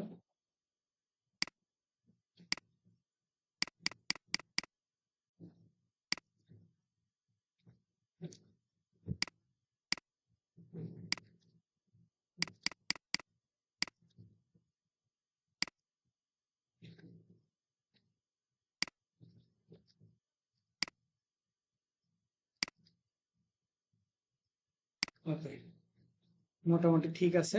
এবার আমরা এটাকে সেভ করব, একটু ওয়েট করবেন যে আপলোড হওয়ার জন্য। হ্যাঁ, অনেক সময় এই প্যানেলটা আপডেটের কারণে একটু প্রবলেম হয়, আর যদি কোনো কারণে এভাবে বাল্ক কোয়ান্টিটিতে আপলোড না হয় তাহলে আপনারা ম্যানুয়ালি অ্যাড করে নেবেন। ঠিক আছে, অনেক সময় প্যানেলের আপডেটের কারণে একটু ইস্যুস দেখা দেয়। আমরা একটু ওয়েট করি, দেখি তার আপডেট নেয় কিনা। দেখেন রিফ্রেশ করলাম, 9টা সেভ হয়ে গেছে। ওকে, একটু ওয়েট করতে হবে, তাহলে আর কি সেভ হলে তো ভালো, না হলে ম্যানুয়ালি অ্যাড করতে হয়।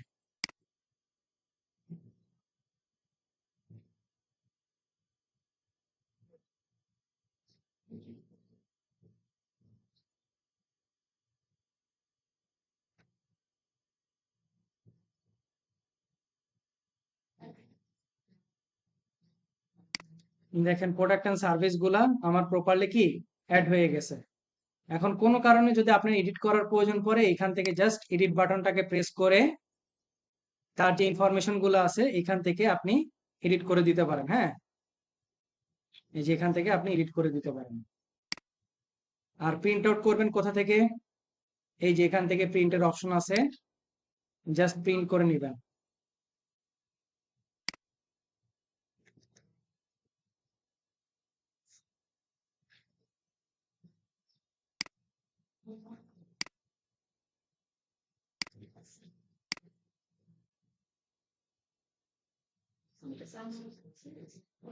ওকে, এবার আসেন আমরা অ্যাকাউন্ট রিসিভেবল ম্যানেজমেন্টের ফুল ইয়েটা দেখব।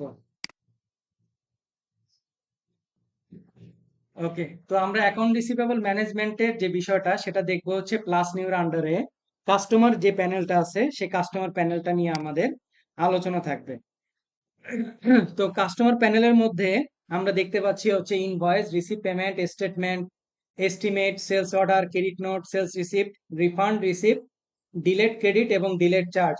নিচে কি অ্যাড কাস্টমার, কিছুক্ষণ আগে আমরা কাস্টমারকে অ্যাড করে আসছিলাম, তাই না? ওকে, তো এবার আমরা বাকি কাজগুলো সম্পর্কে আইডিয়া নিব। তো প্রথমে আসেন এস্টিমেট। এস্টিমেটটা হচ্ছে যেখানে আপনার কাস্টমার সে কি কি প্রোডাক্ট কিনতে চায়, সে আপনাকে একটা লিস্ট আপনাকে দিবে, সেটাকে বলা হচ্ছে এস্টিমেট। এটা হচ্ছে নন পোস্টিং অ্যাকাউন্টিং আইটেম, যেটা যতক্ষণ পর্যন্ত না ইনভয়েসে কনভার্ট হবে সেটার কোনো ইম্প্যাক্ট আপনার অ্যাকাউন্টিং এ পড়বে না। ঠিক আছে, তো এস্টিমেট এবং আরেকটা এটার সাথে রিলেটেড হচ্ছে সেলস অর্ডার। এস্টিমেট, একটা এস্টিমেট থেকে মাল্টিপল ইনভয়েস হইতে পারে। মানে সে আপনাকে বলল যে 20টা আমি তোমার কাছ থেকে একটা প্রোডাক্ট নিতে চাই। এখন আপনার কাছে সে প্রথমবার 10টা নিল, পরের বার 2টা নিল, পরের বার 4টা নিছে, আর সে বাকিটুকু নিল না। এটা এস্টিমেটের ক্ষেত্রে হইতে পারে। আর সেলস অর্ডারের ক্ষেত্রে হচ্ছে এটা ওয়ান কাইন্ড অফ এগ্রিমেন্ট। সে যদি বলে 10টা নিবে, তার মানে তাকে 10টাই নিতে হবে। ঠিক আছে? ওকে। তো ইনভয়েসটা তাহলে কি? ইনভয়েসটা হচ্ছে আপনার যখন অন ক্রেডিটে আপনি সেল করে থাকেন, সেটাকে আমরা বলবো হচ্ছে ইনভয়েস। আর ইনভয়েস থেকে যদি আপনি পেমেন্ট রিসিভ করেন কাস্টমারের কাছ থেকে, তখন সেক্ষেত্রে আপনি ব্যবহার করবেন হচ্ছে রিসিভ পেমেন্ট। এখন আপনি সেল করার পরে, অন ক্রেডিটে সেল করার পরে অনেক সময় সেটা কি ফেরত চলে আসে, তাই না? সেক্ষেত্রে আপনাকে করতে হয় হচ্ছে ক্রেডিট নোট। বুঝাতে পারছি?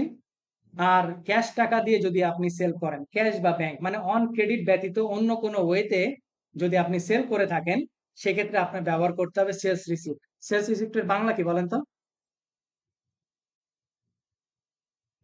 বিক্রয় বাবদ কম ভাই এত কঠিন হইলেন না, খরচ বলতেছে। সহজ ভাবে বলেন সেলস রিসিপ্টের বাংলা কি? আর আপনার ডেইলি লাইফেও ইউজ করেন, হ্যাঁ? Cash memo, cash memo, right. Instant sale যেটাকে আমরা বলি, ইনস্ট্যান্ট সেল। আচ্ছা, এখন ইনস্ট্যান্ট সেলস এরও অনেক সময় কি হয়, প্রোডাক্টটা ফেরত আসে, সেক্ষেত্রে আপনাকে রিফান্ড দিয়ে দিতে হয়, সেক্ষেত্রে আমরা ব্যবহার করবো হচ্ছে রিফান্ড রিসিপ্ট। কথা বুঝতে পারছি? এরপরে যদি কাস্টমার রিলেটেড কোনো স্টেটমেন্ট দেখতে চান, আপনাকে দেখতে হবে হচ্ছে স্টেটমেন্ট, যেটা আমরা পরে আমাদের আরো লেটে আমরা ক্লাসটা করবো স্টেটমেন্টের। তারপরে আসেন ডিলেট ক্রেডিট এবং ডিলেট চার্জ, এই দুটা কি আপনাদের জানা আছে কারো? হ্যাঁ, বলেন তো। ডিলেট ক্রেডিট বা ডিলেট চার্জ, এই দুটো নিয়ে কারো কোনো আইডিয়া আছে কিনা? এনিওয়ান? ডিলেটের কথা হচ্ছে যদি যে অন টাইমে ডেলিভারিটা না হতো সেটা স্টার্ট করা হবে। আচ্ছা, ডিলেটেডটা তো বোঝা যাচ্ছে যে আপনার কতদিনের টার্মস অফ কন্ডিশনের ভিতরে যে কতদিনের ভিতরে সেগুলো কিংবা তার দিলে হইলে প্র্যাকটিক্যাল লাইফে ইউজ হয়েছে এটা? করে প্র্যাকটিক্যাল লাইফে ইউজ করছেন কোনো সময় ডিলেট ক্রেডিট বা ডিলেট চার্জ? এটা আমরা ইউজ করি। আচ্ছা, এগুলো আসলে প্র্যাকটিক্যাল লাইফে ইউজ খুব কম হয়, মানে আর কি অনেক বড় হিউজ প্রতিষ্ঠান আছে তাদের ক্ষেত্রে। দেখেন আমি এখানে দুটো ডেফিনেশন আপনাদের সামনে দিছি, দেখেন তো বোঝা যায় নাকি? পড়েন।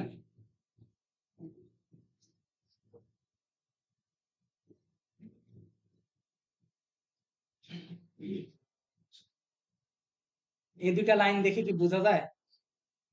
পড়েন ভালো করে, আপনাদের কাছ থেকে আমি এক্সপ্লেনেশন নেব। হ্যাঁ,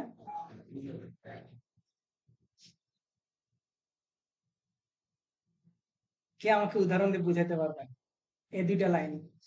আমার কাছে মনে হচ্ছে অ্যাডভান্স এর ব্যাপারটা আর কি। যেমন? যেমন আমার কাস্টমার, সে হচ্ছে প্রোডাক্ট নিবে, বসে বলেন, বসে তো বলেন। আমাকে হচ্ছে অ্যাডভান্স দিয়ে দেবে। তো পরবর্তীতে আমি প্রোডাক্ট না দিতে পারলে বা মাইন্ড চেঞ্জ করলে আবার অ্যাডভান্সটা ফেরত দেওয়া হয়। আমার কাছে ব্যাপারটা এরকম না।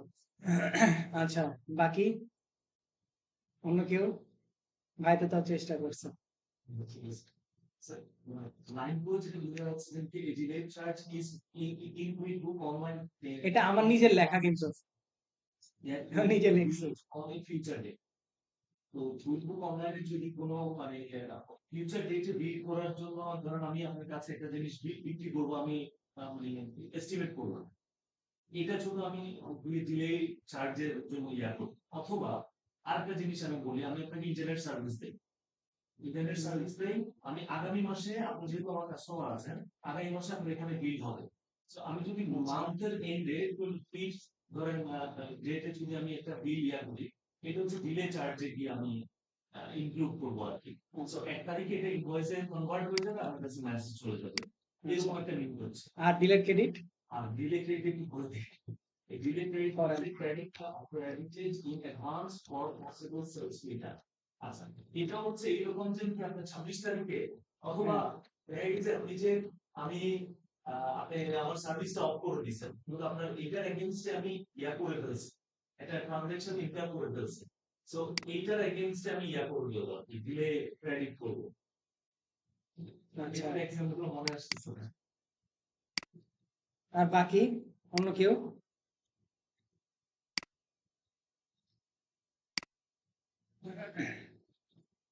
আচ্ছা, মোটামুটি সবাই হয়তো কনফিউজড, আমি জিনিসটা ক্লিয়ার করি। হ্যাঁ, ডিলেট চার্জটা হচ্ছে এরকম যে মানে আপনি বিল করছেন, ধরেন আপনাকে বললাম আমি যে আপনার জন্য আমি এই সার্ভিসটা দিব বা আপনাকে আমি প্রোডাক্টটা দিব, ঠিক আছে? এখন আপনি আমাকে বলছেন যে আমি 50টা প্রোডাক্ট আপনার কাছ থেকে নিব বা 50 কার্টন প্রোডাক্ট আপনার কাছ থেকে আমি নিব। ওকে, এখনো আমি সেটা কি করছি, একটা টেমপ্লেট রেডি করে রাখছি, ঠিক আছে? এখন কিছুদিন পরে যখন আমার ইনভয়েস এর নেওয়ার সময় কাছাকাছি চলে আসছে, তখন আপনি আমাকে ফোন করে বলতেছেন যে আমি তো 50টা নিতে পারবো না, আমি নিব হচ্ছে 40টা। তাহলে এখানে কমাইতে হবে কয়টা? 10 কার্টন কমাইতে হবে। এখন এটা যদি অ্যাকাউন্টিং আইটেম হইতো তাহলে তো আমরা ক্রেডিট নোট দিয়ে এটাকে সেটেল করতে পারতাম। এন্ড এটা কি অ্যাকাউন্টিং আইটেম, বা আমার এটা অ্যাকাউন্টিং কি হিট করছে বা কোথাও কোনো ব্যালেন্স শিট পিএনএল এ কোথাও তো করে নাই। তাহলে যেহেতু কমাইতে হবে, আমি তো করে ফেলছি অলরেডি, তাহলে এই যে কমাইতে হবে সেটাকে আমরা ব্যবহার করি ডিলেট ক্রেডিট। তাহলে এই দুইটাকে মিলে যখন আমি ইনভয়েস করতে যাব, তখন সেক্ষেত্রে আমার ইনভয়েস বেসিক্যালি কয়টা কার্টনের জন্য হওয়া উচিত? 40টা কার্টনের জন্য হওয়া উচিত। এটাই হচ্ছে সিস্টেম যে আপনার নন পোস্টিং আইটেমটাকে আপনি নন পোস্টিং আইটেম দিয়ে আপনাকে কমাইতে হবে। কথা বুঝাতে পারছি? আপনি যদি ক্রেডিট নোট দিয়ে কমাইতে চান এটা কিন্তু পারবেন না, আপনাকে করতে হবে ডিলেট ক্রেডিট দিয়ে কমাইতে হবে, ঠিক আছে? ওকে, আচ্ছা, আগে আপনাদের ফাইলটা বুঝে আসি। হ্যাঁ, আপনাদের কাজ শুরু আজকে থেকে, আর ভয় পেয়ে যান না। এই যে কাস্টমার ইনভয়েস বলে চলে যাব।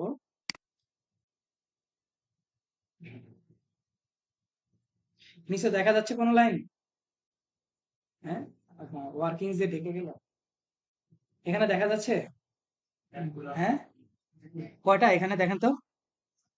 5টা। তারপরে আরো 5টা নাকি? টোটাল 10টা। এখন আসেন কি করবেন, করণীয়টা কি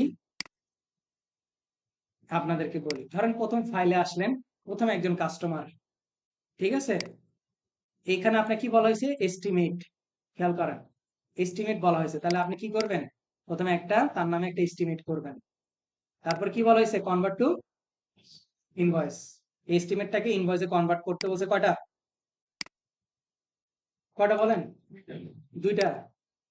এরপরে কি? পেমেন্ট রিসিভ করতে বলছে। তাহলে এটা হলো একটা কাস্টমারের পুরো সম্পূর্ণ কাজ। তারপরে নেক্সট কাস্টমারে যাবেন, ইনভয়েস গেলেন, তারপর তার কি 2টা পেমেন্ট রিসিপ্ট, ঠিক আছে? তার 2টা পেমেন্ট রিসিপ্ট। এরপরে কাস্টমারে চলে যান, ইনভয়েস করতে বলছে, এটা ইনভয়েস, এটা কি 2টা পেমেন্ট রিসিপ্ট। তারপরে ইনভয়েস, একটা ইনভয়েস, একটা রিটার্ন, 2টা কি পেমেন্ট রিসিপ্ট। তারপরে সেলস রিসিপ্ট, এরপরে সেলস রিসিপ্ট, সেলস রিসিপ্ট হয়েছে। তারপরে কি আসছে? রিটার্ন আসছে। এরপরে আবার সেলস রিসিপ্ট, একটা সেলস রিসিপ্ট, একটা রিটার্ন।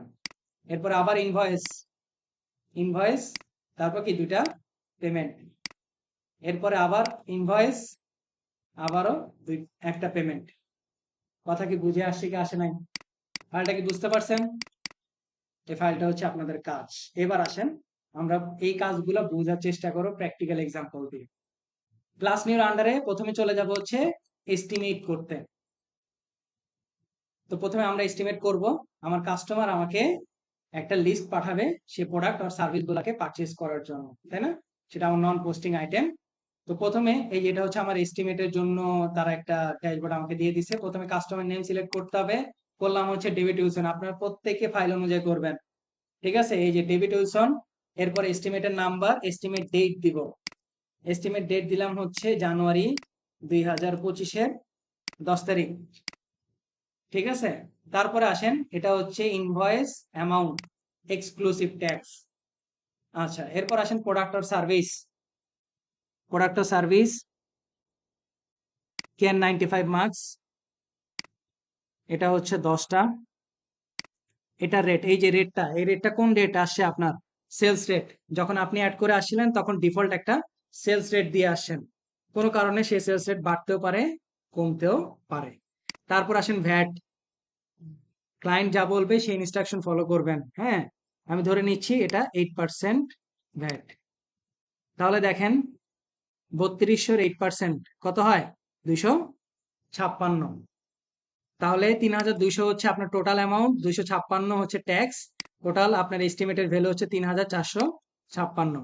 আর ডিসকাউন্ট, ডিসকাউন্ট পার্সেন্টেজও দেওয়া যায়, অ্যামাউন্টেও দেওয়া যায়। বুঝতে পারছি? জাস্ট এখান থেকে ঘরগুলাকে প্রেস করে ডানে বা বামে করবেন। ডানে হচ্ছে আপনার অ্যামাউন্ট দিতে পারবেন, বামে হচ্ছে পার্সেন্টেজ দিতে পারবেন। ওকে, আমরা এটাকে সেভ অ্যান্ড ক্লোজ করে দেব। তাহলে এটার ইম্প্যাক্টটা কই দেখতে পাবো? অল অ্যাপস থেকে, সেলস এন্ড গেট পেইডের থেকে সেলস ওভারভিউ প্যানেলে চলে যাব। এখানে একটা ফিল্টার থাকবে অল ট্রানজেকশন, ডেট দিবেন হচ্ছে অল ডেট। এই যে দেখেন এস্টিমেট 1001, তার স্ট্যাটাসটা কি দেখাচ্ছে? পেন্ডিং দেখাচ্ছে। তো এখন এই এস্টিমেটটাকে আমরা কি করব? ইনভয়েসে কনভার্ট করব। কি করব? ইনভয়েসে কনভার্ট করব। এখন ইনভয়েসে কনভার্ট করার জন্য একটা অপশন আমাদেরকে অন করে আসতে হবে, সেটা হচ্ছে গিয়ার আইকন থেকে অ্যাকাউন্ট সেটিংস, সেখান থেকে সেলস অপশনে চলে যাবেন।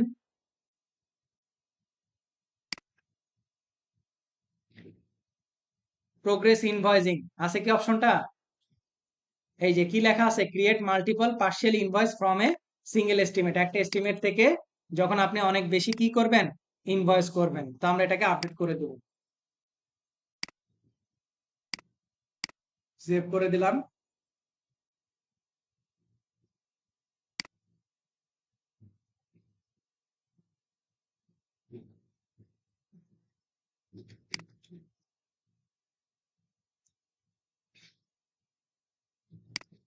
অল ট্রানজেকশন অল ডেট দিয়ে নিব। এরপরে আমরা এস্টিমেটটাকে ওপেন করব।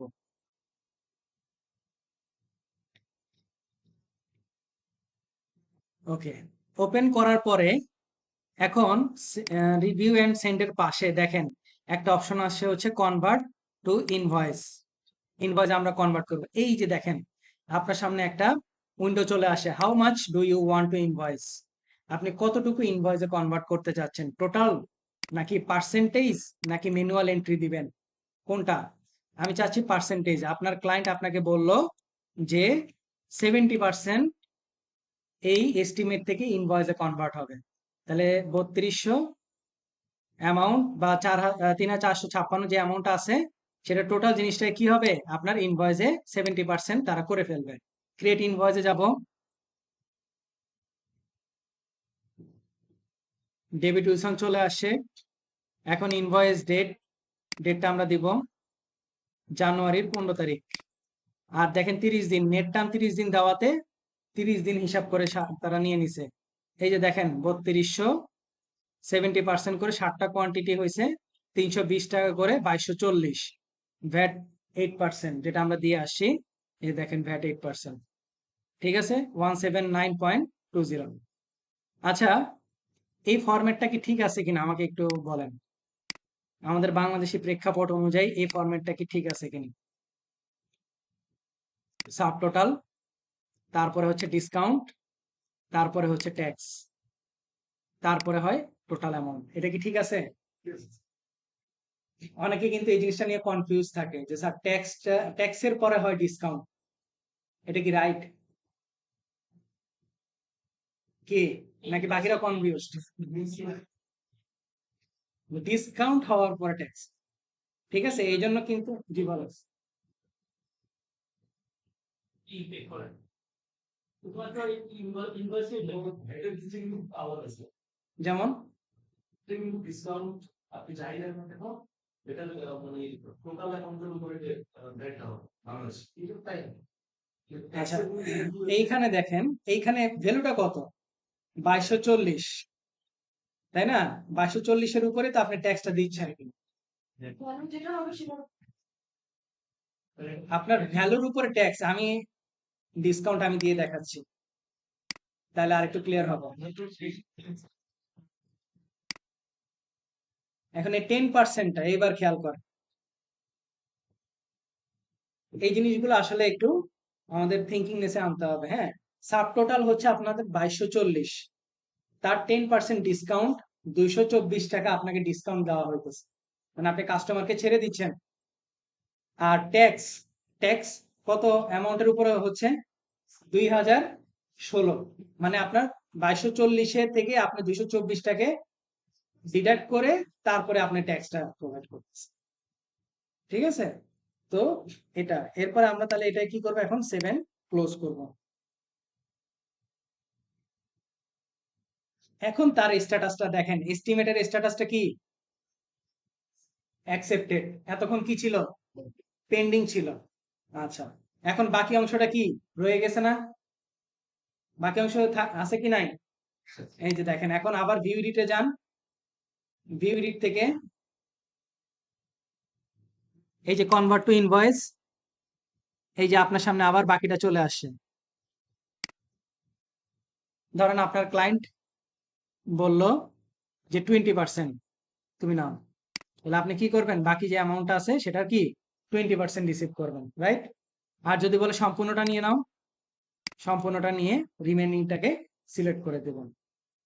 সবসময় ক্লায়েন্টের কথার উপর বেস করেই সকল কাজ হবে। জানুয়ারি 20 তারিখ 960, 7 ক্লোজ। এখন দেখেন এস্টিমেটের স্ট্যাটাসটা কি, ক্লোজড, মানে এস্টিমেটটা এখন আর এক্সিস্ট করে না, সেটা কি ইনভয়েসে কনভার্ট হয়ে চলে গেছে। এখন যদি সেলস অর্ডার হইতো তাহলে কি এটা করা পসিবল ছিল? বলেন তো, এই যে পার্শিয়াল ইনভয়েস করা কি পসিবল ছিল? সেলস অর্ডার কি বুঝে আসি একটু আগে, সেলস অর্ডার,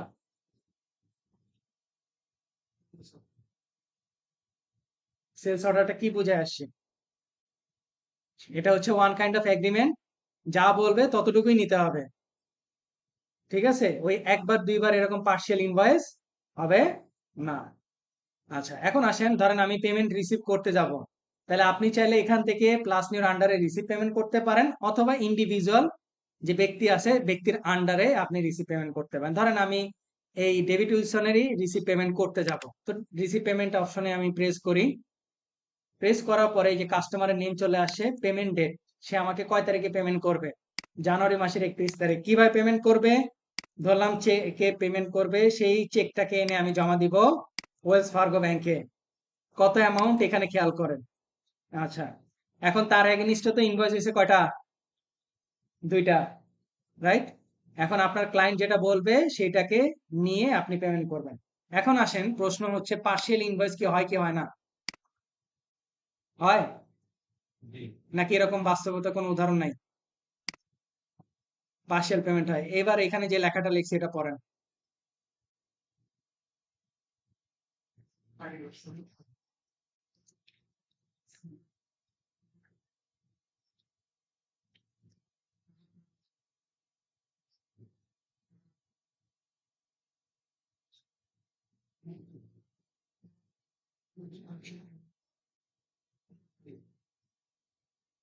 বোঝা যায় কিছু নাকি কোনো কনফিউশন আছে?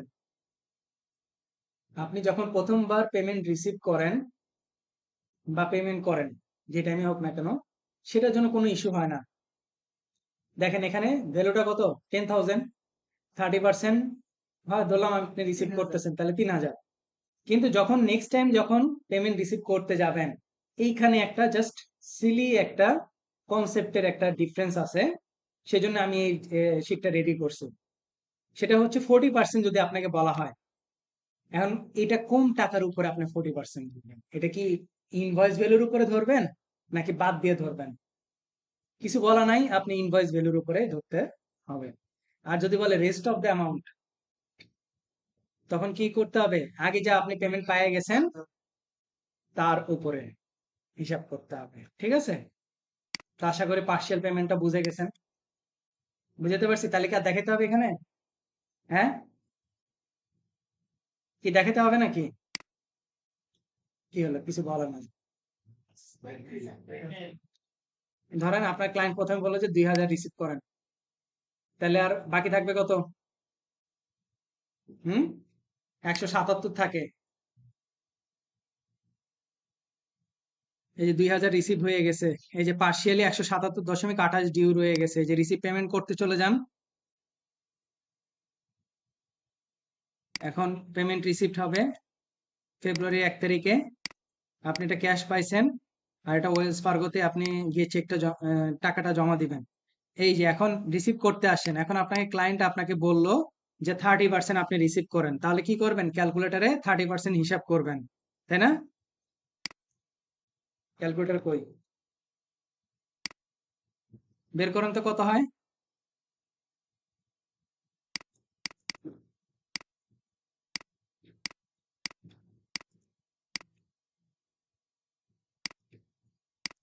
কত আসে এটা, তাই না? এবার দেখেন আমি এখানে 30% করি, শিফট দিয়ে স্টার্ট দিব, 30% 0.30, মাউস কার্সরটাকে অন্য জায়গায় প্রেস করি, দেখেন 53.18 আসে কি, বুঝতে পারছি? তাহলে বাকি যে অংশটা থাকবে সেটাকে আবার পরবর্তী নেক্সট পেমেন্টে করব। আর যদি বলতো রেস্ট অফ দ্য অ্যামাউন্ট, তাহলে মাইনাস করে দেন আমরা ইয়ে করতাম। এই যে দেখেন এখন বাকি যে অবশিষ্ট অংশটা আছে সেই টাকাটা ডিউ আছে। আচ্ছা, এরপরে আসেন আমরা একটা ইনভয়েস করি।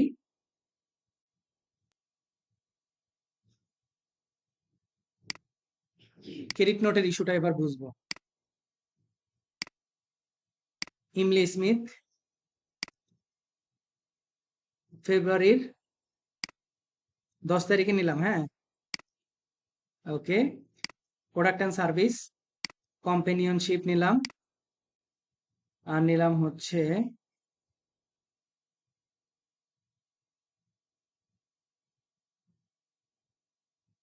ওকে,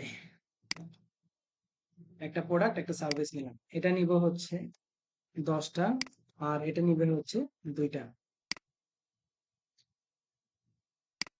10% করে, একটা হচ্ছে 0%।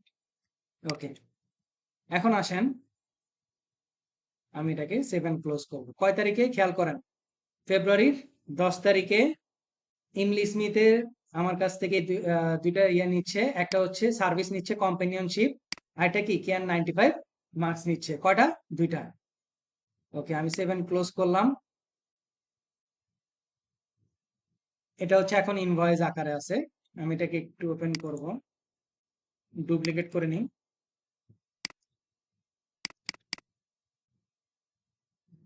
কোনো কারণে যদি একটা আপনার ফেরত আসে, কেয়ার 95 মার্কস একটা ফেরত আসে, তখন সেক্ষেত্রে আমরা কি অপশন ব্যবহার করব বলেন? প্রোডাক্টটা আপনি সেল করছেন, এখন ফেরত আসতেছে, সেটা আপনাকে কি দিয়ে সেটেল করতে হবে? ক্রেডিট নোট অপশনটা দিয়ে। কে ছিল ক্রেডিট নোটে? এমলি স্মিথ না? এটাকে আমি ইয়ে করে দেব, 15 তারিখ। Okay, product and service can 95 marks, এটা একটা প্রোডাক্ট ফেরত আসবে,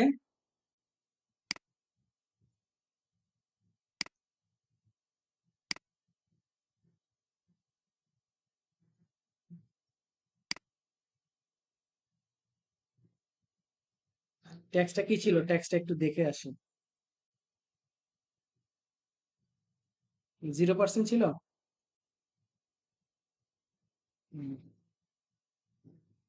0% ছিল, ওকে, 0%, ঠিক আছে। তাহলে এটার ইম্প্যাক্টটা এখন আমরা কিভাবে দেখব, খেয়াল করেন। স্ট্যাটাসটা থাকবে হচ্ছে আনঅ্যাপ্লাইড, এখন আমরা অ্যাপ্লাই করি নাই, তাহলে যখন আমরা তার কাছ থেকে পেমেন্ট নিতে যাব, দেখেন রিসিভ পেমেন্ট যখন করতে যাব, তখন কি করব? প্রথমে রিসিভ পেমেন্টের ডেটটা দিলাম ফেব্রুয়ারি 20 তারিখ, চেকে পাচ্ছি, এটাকে আমি ব্যাংক অফ আমেরিকাতে জমা দিব। এই যে খেয়াল করেন কত অ্যামাউন্ট, 1700, আর এখানে অ্যাপ্লাই করতে হচ্ছে কত, 300, ক্রেডিট হয়ে যাচ্ছে। তাহলে কত অ্যামাউন্ট সে আমাকে পে করবে? কি হলো, কথা বলেন না কেন? 1400 পে করবে। এখন ক্রেডিট নোটের ক্ষেত্রেও মাল্টিপল টাইম হইতে পারে। এখন আপনার ক্লায়েন্ট বলতে পারে তুমি 300 ক্রেডিট করো না, অল্প কিছু করো, বাকিটা রেখে দাও। তাহলে বাকিটা কি হবে, আনঅ্যাপ্লাইড হিসেবে থাকবে। তার সাথে যখন নেক্সট কোনো ট্রানজেকশন হবে সেইখানে পেমেন্টটা আমরা সেটেল করব। কথা কি বুঝাতে পারছি কি পারি নাই? নাকি আজকের ক্লাসটা একটু বেশি কঠিন, কোনটা? হ্যাঁ বলেন, কঠিন হলে বলেন, তাহলে আর একটু বেশি করাবো। তো এবার আমরা দেখব হচ্ছে sales receipt.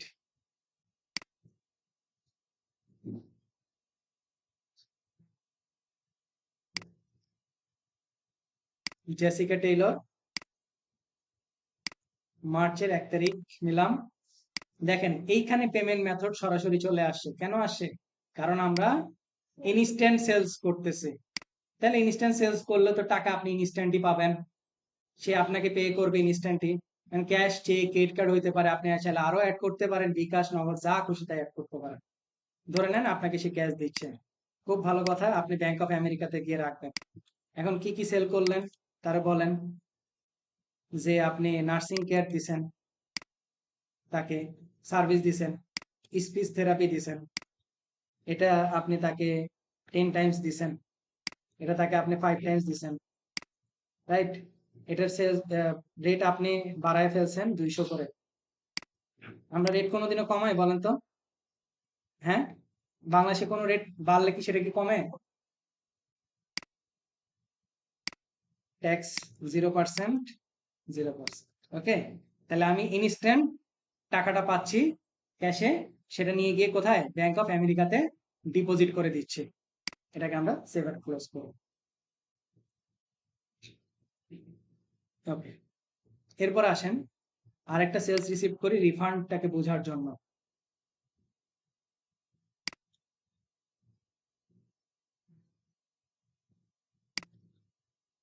Laura Evans, check পাবো, ওয়েলস ফার্গোতে জমা দিব।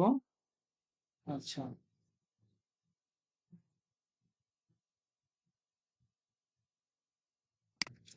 আমি একটা প্রোডাক্ট অ্যাড করি। বলেন একটা প্রোডাক্টের নাম বলেন, হ্যান্ড স্যানিটাইজার নাকি?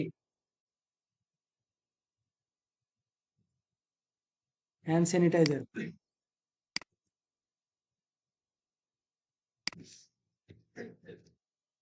সবাই বিজনেস করে, মানে আর কি, কি বলবো, বড় লোক হয়ে গেছে নাকি হ্যান্ড স্যানিটাইজারের? এমন কেউ নাই যে বিজনেস করে নাই, আপনাদের মধ্যে কেউ করছেন নাকি? হ্যাঁ, কেউ করেন নাই? কি বলেন? আমার এক বন্ধু, সে শুধুমাত্র করোনা কালেই তার ফার্মেসিটা সে বিজনেস করছে, এরপরে সে বন্ধ করে দিচ্ছে। আচ্ছা, তো হ্যান্ড স্যানিটাইজার সেল করব হচ্ছে 10টা, প্রাইস 200 করে, ট্যাক্স হবে 10%, 7 ক্লোজ করব। দেখেন খেয়াল করেন, এখন কোনো কারণে যদি এই দুইটা প্রোডাক্ট, দুইটা হ্যান্ড স্যানিটাইজার সে আমাকে ফেরত দেয়, তখন এখন তো সে আমার কাছ থেকে কি করছে, ইনস্ট্যান্ট ক্যাশ দিয়ে সে নিয়ে গেছে না? তাকে তো আমাকে রিফান্ড করে দিতে হবে না? নাকি দিতে হবে না, কোনটা? সে তো ইনস্ট্যান্ট ক্যাশ দিয়ে আমার কাছ থেকে নিয়ে গেছে, কোনো প্রবলেম হয়েছে সে আপনার কাছে আসতেই পারে যে ভাই আমার টাকা লাগবে, আপনি আমাকে টাকা দিয়ে দেন। সেক্ষেত্রে আমরা ব্যবহার করবো হচ্ছে রিফান্ড রিসিপ্ট।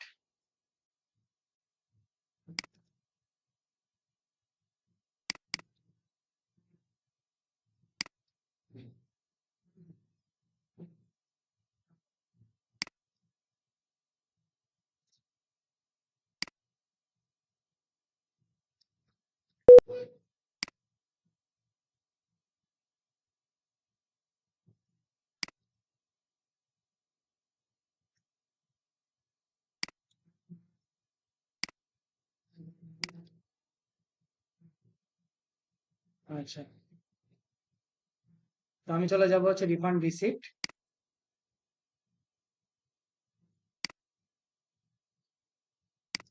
আর এটাকে ওপেন রাখি, সেলস রিসিপ্টটাকে ওপেন রাখি।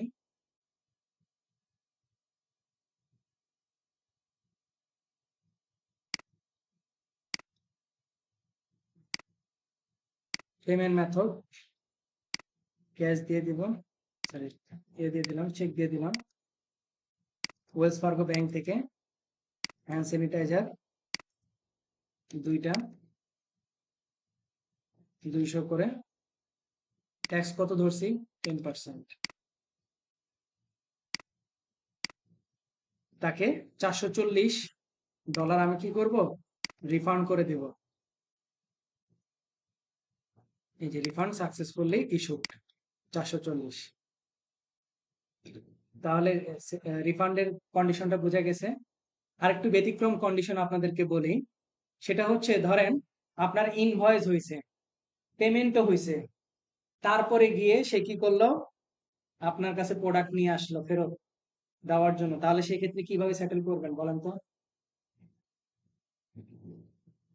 আপনি প্রোডাক্ট সেল করছেন, সে মানে অন ক্রেডিটে সেল করছেন, সে আপনাকে পেমেন্টও করে দিছে, তারপরে গিয়ে কোনো কারণে মালের যে কোনো একটা ডিফেক্ট ধরা পড়ছে, আপনাকে বললো যেগুলো আমাকে চেঞ্জ করে দেন, সেক্ষেত্রে আপনি কি করবেন?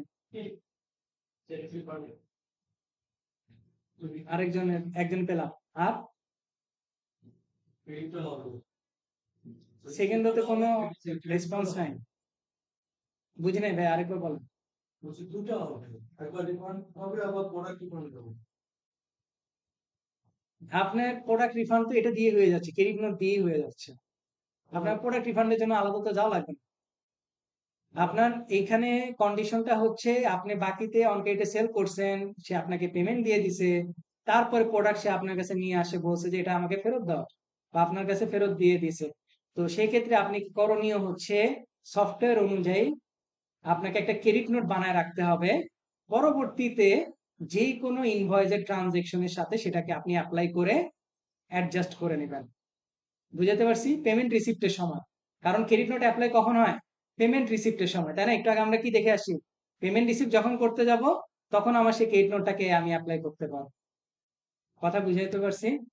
ঠিক আছে, এরকম কিন্তু অনেক কন্ডিশন পাবেন যে আফটার পেমেন্ট রিটার্ন হয়, তখন সেক্ষেত্রে ক্রেডিট নোট করে রাখবেন, সেটা আনঅ্যাপ্লাইড আকারেই থাকবে।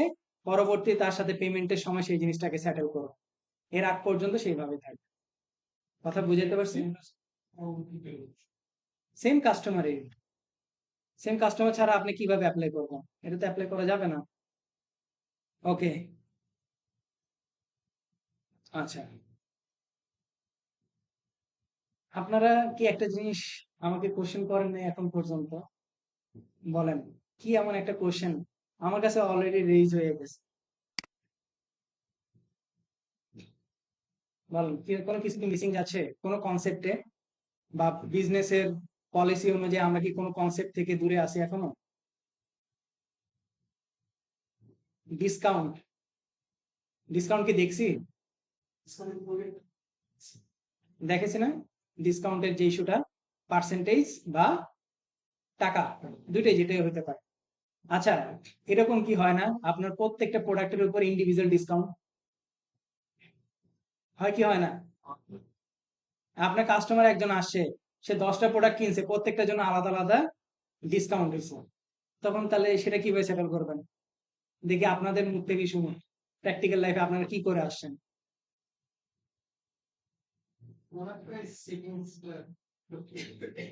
প্রোডাক্ট যেমন কি সেটিংসটা কি করবো একটু বলেন, আমি সেটিংসে গেলাম, ওইখানে তো আমি কোনো অপশন পাই না। আমি যখন প্রোডাক্টটা অ্যাড করতে গেছি, সেখানে তো কোনো ডিসকাউন্টের আমার কোনো সুযোগ ছিল না। আমার ডিসকাউন্টের ইস্যুটা আসছে কোথায়? ইনভয়েস যখন আমি করতে যাচ্ছি বা সেল করতে যাচ্ছি তখন, তাই না? ধরেন এখানে আমি একটা ইনভয়েস করতে যাই, ধরেন মিস্টার রবিনের মার্চ মাসের 10 তারিখ। এখন একটা প্রোডাক্ট নিলাম, হ্যান্ড স্যানিটাইজার একটা প্রোডাক্ট নিলাম কেয়ার 95 মার্কস, এভাবে করে 5-10টা প্রোডাক্ট নিলাম, কিন্তু প্রত্যেকটার উপরে কি ডিসকাউন্ট আমার আছে। প্রথমটার উপরে ধরেন 2% ডিসকাউন্ট, পরের উপরে আপনার 3% ডিসকাউন্ট, তাহলে এটা কি করবেন? আমি এটা জিজ্ঞেস করছি। ডিটেইলস থেকে কি আমাদের ডিসকাউন্ট সেটিং করার অপশন আজকে নাই? নাই, ডিসকাউন্ট সেটিংস করার কোনো অপশন নাই কুইক বুকসে। আপনার ডিসকাউন্টের অপশন হচ্ছে একটাই। আবার এমন করেন না 3 আর 2 5 হিসাব করে আবার এখানে বসায় দিয়ে না 5%, ঠিক আছে, এটা যাতে না হয়। তো এটার দুইটা ওয়ে আছে। একটা হচ্ছে আপনি ডিসকাউন্ট বাদ দিয়ে আপনি ক্যালকুলেট করে ম্যানুয়ালি নিয়ে আসেন, এটা একটা ওয়ে। আরেকটা ওয়ে যেটা আমি বেসিক্যালি আর কি শর্টকাট টেকনিক করি, সেটা আপনারা দেখেন। হ্যাঁ, যেভাবে করবো এবার দেখেন একটু টাইম। এটা হচ্ছে মানে আর কি আমরা একটু টেকনিক্যালি বের করছি, তাহলে বুঝতে পারবেন। প্রোডাক্ট এন্ড সার্ভিসে চলে যাব, সার্ভিস অপশনে যাব, নাম দিব হচ্ছে সেলস ডিসকাউন্ট। ওকে, প্রাইসে দিব হচ্ছে -0.5।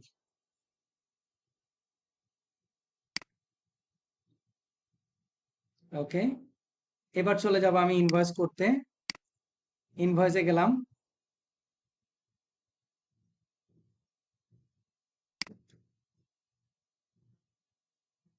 ধরেন মাইকেল ব্রাউনের ইনভয়েস করব মার্চ মাসের 10 তারিখ। এবার হ্যান্ড স্যানিটাইজার, তারপরে একটা লাইন গ্যাপ দিয়ে এখান থেকে আমরা করব হচ্ছে কেয়ার 95 মার্কস। দেখেন এটা হচ্ছে দুইটা, এটার রেট হচ্ছে 200 করে, এটার ভ্যাট হচ্ছে 10%, এটা হচ্ছে 4টা 300 করে, এটার ভ্যাট হচ্ছে 0%। খেয়াল করেন। এখন তাহলে মাঝখানে কি বসাবো? মাঝখানে বসাবো হচ্ছে সেলস ডিসকাউন্ট, বাট এইখানে একটা ইস্যু আছে। কোয়ান্টিটিতে তাহলে কত বসাবো? এই যে টোটাল অ্যামাউন্ট না, এটাকে বসাবো হচ্ছে কোয়ান্টিটিতে 400, আর এটাকে আপনাকে বলা হলো পার্সেন্টেজ -0.02, মানে 2% ডিসকাউন্ট দেওয়া হবে। নর্মালি কি এই 400-র উপরে তো আমি ডিসকাউন্টটা ধরতাম, তাই না? তাহলে 400 2% কত? 8টা কি এখানে মাইনাস হয়েছে? হ্যাঁ, ট্যাক্স এখানে যা, এখানেও সেমটা ধরতে হবে। তারপরে দেখেন কেয়ার 95 মার্কসে সেম ভাবে সেলস ডিসকাউন্টটা ধরবো, আর এই যে এই প্রোডাক্টের যে টোটাল ভ্যালুটা এখানে সেটা লিখে দেবো কোয়ান্টিটি কলামে 1200, এই যে 1200, আর এখানে আপনাকে বলা হলো 0.04, 4% ডিসকাউন্ট। 1200 4% কত হয়? এই যে 48 মাইনাস হয়েছে। এটা যারা আমরা টেকনিক্যালি কাজ করি মানে আর কি জিনিসটাকে এইভাবে প্রেজেন্টেবল করি। কথা কি বুঝাইতে পারছি? কোয়ান্টিটি সাম আসছে কি সাম আসবে? এই প্রোডাক্ট আসলে এই হয় টোটাল কত? এই যে এই না ওটা তো আসলে এই যে ইউনিট কোয়ান্টিটি সাম কি শুরু করবে? ইউনিট কোয়ান্টিটি সাম মানে আপনি তো এখানে ইউনিট কোয়ান্টিটি দিচ্ছেন না, আপনি তো এখানে অ্যামাউন্টের উপর ডিসকাউন্ট ধরতেছেন। দুইটা আর চারটা প্রোডাক্ট আসলে ওখানে কিন্তু আবার ভ্যালু সহ আসছে। বুঝিনি আপনার কথা। এই যে 4টার ভ্যালু 1200 আসছে, হ্যাঁ, আমি এই টাকার উপরে ডিসকাউন্ট আনবো, 4% ডিসকাউন্ট আনতে আমি দিব, তা আমি তো এটা 4% তো আমি এখানে মাইনাস করতে হবে না? নাহলে আপনি ম্যানুয়ালি করে আসেন। আমি ইনভেন্টরি কোয়ান্টিটি দেন হ্যাঁ ওই জায়গায় একটা ঝামেলা হবে সেটা কি? অনেক ঝামেলা আছে, ঠিক আছে, সমস্যা নেই, এটারও সমাধান আছে। ধৈর্য ধরেন, আপনার কি কোশ্চেন করতে পারেন সেটা আমার কাছে আছে।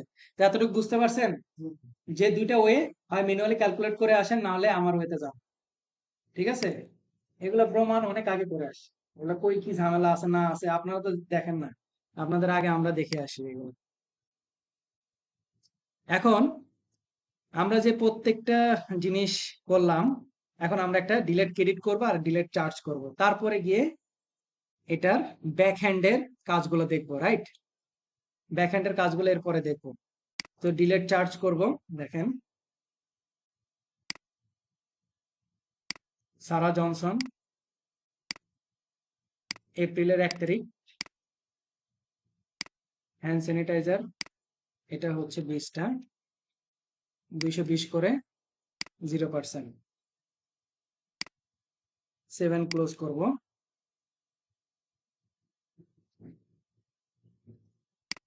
অল ট্রানজেকশন, অল ডেট দিব। এই যে দেখেন, চার্জের স্ট্যাটাসটা এখন আছে ওপেন আকারে আছে। হ্যাঁ, এখন কমাবো। ধরেন আমাকে বললো যে 10টা কমানোর জন্য।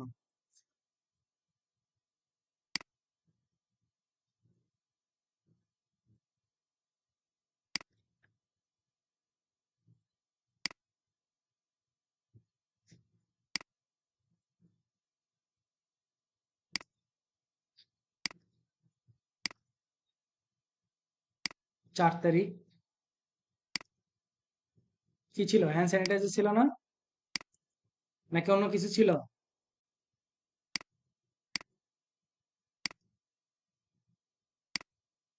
7 ক্লোজ করব। দেখেন দুইটার স্ট্যাটাসই হচ্ছে ওপেন আকারে আছে।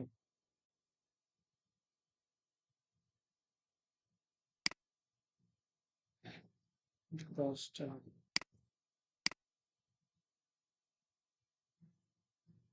দুইটা ওপেন আকারে আছে। এখন যখন আমি ক্রিয়েট ইনভয়েসে চলে যাব, সেটাকে যখন আমি ইনভয়েসে কনভার্ট করতে যাব, দেখেন আমাকে ডান পাশে keep it, ডান পাশে একটা সাজেস্টেড দেখাচ্ছে, এই যে এপ্রিল 4 তারিখ, যেটা কি ক্রেডিট।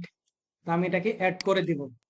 মানে এটা আপনার লিঙ্ক অ্যাকাউন্ট দেখে আপনাকে অ্যাড করার কথা বলতেছে। এই যে দেখেন, হ্যান্ড স্যানিটাইজার 220টা করে কোয়ান্টিটি, 10টা হচ্ছে মাইনাস। তাহলে টোটাল আমার ইনভয়েসটা কয়টার হবে বলেন তো? 10টার হবে। এপ্রিলের 16 তারিখ, 7 ক্লোজ করে দেবো। এখন এগুলা স্ট্যাটাস হবে কনভার্টেড। এই যে দেখেন গ্রিন সিগন্যাল দেখাচ্ছে না, কনভার্টেড। বুঝে আসছে কথা? এইবার আমরা এতক্ষণ তো কাজ অনেক করলাম, এবার এইগুলার ব্যাক হ্যান্ডের কাজগুলো দেখবো, রাইট? তো ইনভয়েস একটা চলে যাই। ব্যাক হ্যান্ডে কি করা উচিত বলেন তো? হুম, কি করলে আমরা অ্যাকাউন্টেন্টরা স্যাটিসফাই হব? Report generation. আর আমরা যে এই কাজটা করলাম, এটার ব্যাক হ্যান্ডে কি করলে আমাদের অ্যাকাউন্টেন্টের স্যাটিসফাই হবে? যদি মিলে না, জার্নাল, জার্নাল আছে কিনা, মানে বেসিকটাই আর কি আসলাম, তারপরে তো রিপোর্ট তো অনেক দূর। এই যে দেখেন, এটার নিচে কি কি অপশন আছে? মোর অ্যাকশন আছে, অডিট হিস্টোরি, যেটা আমাদের অডিটরদের অনেক প্যারা দেয়। এই যে transaction journal, void, delete, copy সবই আছে। আগে দেখি ডাউনলোড করি, তাই না? প্রিন্ট করা যায়, ডাউনলোড করা যায়। আমরা না একটা ফরম্যাট বানাইছিলাম প্রথম ক্লাসে, দেখি তো সেই ফরম্যাটে আসছে কিনা। আসছে কি? কেন আসছে বলেন তো? এক ক্লিকে কেন আসছে? আমরা এটাকে ডিফল্ট করে আসছিলাম যেটা। বুঝে আসছে? ওকে, এবার আসেন, আমাদের অনেক কৌতূহলের বশবর্তী, আমরা জার্নাল দেখব। ট্রানজেকশন জার্নাল, আপনার আমার থেকে অনেক বেশি স্ট্রং হচ্ছে কুইক বুকসের জার্নাল। কুইক বুকসের জার্নাল নিয়ে কোনো কম্প্রোমাইজ নাই। তারা ব্যাক হ্যান্ডে প্রত্যেকটা জিনিসের জার্নাল তৈরি করে, যেটা অন্য কোনো সফটওয়্যার আপনাকে করে দিবে না। এই জার্নাল কি অটোমেটিক রাইজ হবে নাকি করবে? আসুক, তাহলে আমরা দেখতে পাবো আমাদেরকে কি কাচ্চি খাওয়ানো হবে, নাকি বিরিয়ানি দিবে, নাকি সাদা ভাত দিবে, কি বলেন?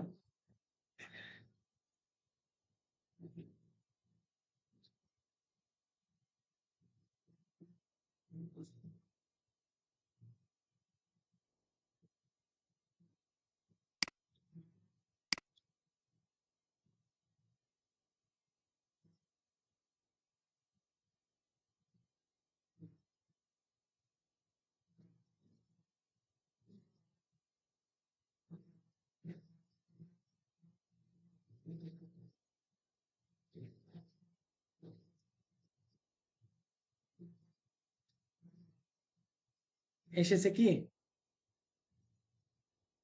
মিলান তো জার্নাল আপনাদের সাথে তার কনসেপ্টে কি ঠিক আছে নাকি কুইক বুকস ভুল আছে একটু ভুল প্রমাণ করি আমরা।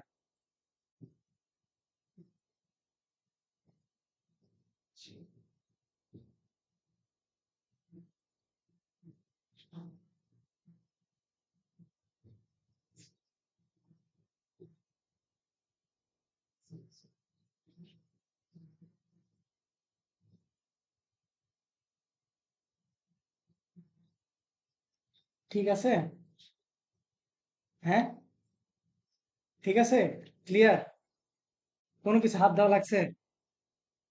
আপনি যদি ঠিকঠাক মতো কাজ করতে পারেন সে আপনাকে কাজে আউটপুট ঠিকই দিবে। ঠিক আছে, সমস্যা হচ্ছে ওই যে আমরা আইনের বই পড়তে যাওয়ার আগে আমরা চিন্তা করি হচ্ছে আইনের ফাঁকটা কোথায় আছে। সমস্যাটা হচ্ছে এখানে। আপনি যদি চান আপনার অ্যাকাউন্টে এখন পর্যন্ত কতগুলো জার্নাল হয়েছে সব জার্নাল আপনি এখানে দেখতে পাবেন। বাংলাদেশে কেন এই সফটওয়্যার আসে না একটা রিজন দেখালাম। অ্যাকাউন্টিং দরকার কতগুলো জার্নাল করছি এ পর্যন্ত? 23টা জার্নাল আমার হয়েছে, 23টা আমি ট্রানজেকশন করছি, 23টার আমার ডাটা ইম্পোর্ট আছে এখন। Each and every one. আপনি যদি চান যে আমি এই চার্ট অফ অ্যাকাউন্টে দেখতে চাই, আপনি এখানে ক্লিক করেন, প্রত্যেকটা হাইপার লিঙ্ক করা, ওইখানে গিয়ে আপনাকে দেখাবো। কথা কি বুঝে আসছে? অডিট হিস্ট্রিতে গেলে আরো অনেক কিছু দেখতে পাবেন। একটা কাজ যখন করবেন সেটার ইমপ্লিমেন্টেশন বুঝতে হবে, সেটার ইফেক্টটা কোথায় কোথায় গেছে সেই জিনিসটাও আপনাকে দেখতে হবে। তো আপনারা কি করবেন, আপনাদের করণীয় কি, মোর অ্যাকশন বাটন থেকে প্রত্যেকটা জার্নাল দেখবেন যে ঠিক আছে কিনা। হ্যাঁ, নিজেরা যদি জার্নালে দুর্বল হয়ে থাকেন এটা এখান থেকে কেটে যাবে। ঠিক আছে, আর হচ্ছে প্রিন্ট আউট করে প্রত্যেকটা পিডিএফ জমা দিবেন। ক্লিয়ার নাকি কোনো কনফিউশন আছে? হ্যাঁ বলেন। এবার আসেন রিপোর্ট, তাই না? আমাদের একটা সবার আগে একটা প্রশ্ন থাকে, আমি ম্যাক্সিমাম টাইমে এটা ফেস করি, যে স্যার আমরা তো রিপোর্ট দেখতে অনেক ঝামেলা করি, রিপোর্ট কি সঠিকভাবে হয়? আরে সারা জীবন তো করে আসেন, মানে আর কি কলম ঘষে ঘষে করে আসছেন। এখন যদি চিন্তা করেন যে কলম ঘষার দিন আছে তাহলে কি হবে? এই দেখেন প্রফিট অ্যান্ড লস, এই যে প্রফিট অ্যান্ড লস, এখন পর্যন্ত আমার প্রফিট দেখাইতেছে 8,844। এখন আপনি চাচ্ছেন যে আমার ইন্ডিভিজুয়াল সেলস অফ প্রোডাক্ট ইনকামে কত হয়েছে সেটা আমি দেখতে চাই। নেন, বিসমিল্লাহ করে ক্লিক দেন অ্যামাউন্টের উপরে, দেখেন সে আপনাকে নিয়ে যায় কিনা।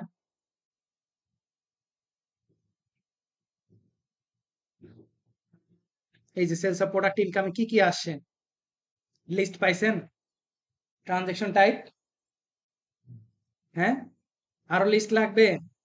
বলেন না কেন, আরো লিস্ট লাগবে? এই যে সেলস রিসিপ্ট দেখতে চাই কই থেকে আসছে, এটা আমার দেখার দরকার আছে। এই যে আসছে, সব জিনিস লিঙ্ক আপ করা। এবার আপনাদের আরেকজন ভাইয়ের আমরা ইনভেন্টরি দেখবো।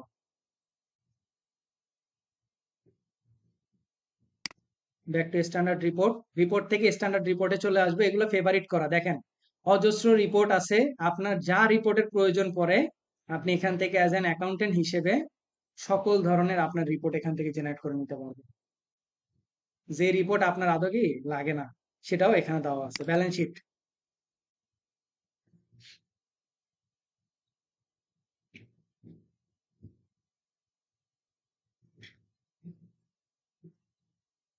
আচ্ছা, এখানে কিন্তু কিছু অপশন তারা দিছে ফ্রম টু, মানে আপনি ডেট চাইলেও ডেটটাকে কাস্টমাইজ করে নিতে পারেন, কত ডেট থেকে কত ডেট। তারপরে কলাম, আপনি কি কি কলাম দেখতে চান, কম্পেয়ার টু, কোনো পিরিয়ডের সাথে যদি কম্পেয়ার করতে চান কিনা, পার্সেন্টেজ প্রিভিয়াস পিরিয়ডের সাথে, বা প্রিভিয়াস কোনো কাস্টমার পিরিয়ডের সাথে কাস্টমাইজ করতে চান কিনা সেগুলো এখানে দেখতে পাবেন। আমি অল ডেট দিচ্ছি। এই যে অ্যাকাউন্টিং মেথড হচ্ছে অ্যাক্রুরালে আছে। এই যে দেখেন এটা হচ্ছে আপনার টোটাল ব্যালেন্স শিট, পুরা ফিরিস্তি আপনার এখানে সামনে চলে আসছে। কথা বুঝে আসছে? এখান থেকে জাস্ট সেভ অ্যাসে ক্লিক করলে, সরি সেভ অ্যাস না, আমরা তো ডাউনলোড করবো, এই যে এখান থেকে প্রিন্ট অপশনে চলে যান।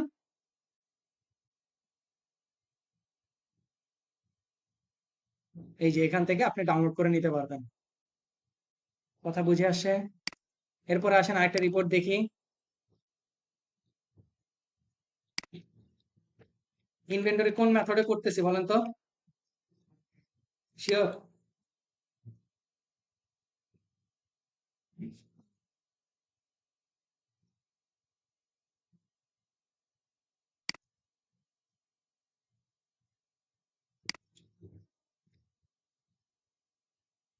Inventory valuation detail.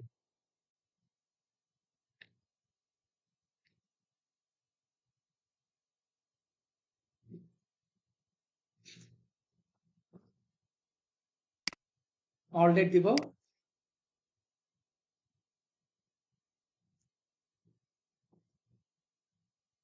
আমার প্রোডাক্ট ছিল কয়টা? হ্যান্ড স্যানিটাইজার আর কি কেন 95 মার্কস। দেখেন তো প্রপারলি সেগুলো কি অ্যাডজাস্ট হয়েছে কি। এবার বলেন ভাই, আপনি যে লাস্টে কোশ্চেন করছিলেন, কি কোশ্চেন করছেন, এবার আমি আপনার অ্যান্সার দেবো এখান থেকে। ইনভেন্টরির কথা, ডিসকাউন্ট, তাই না?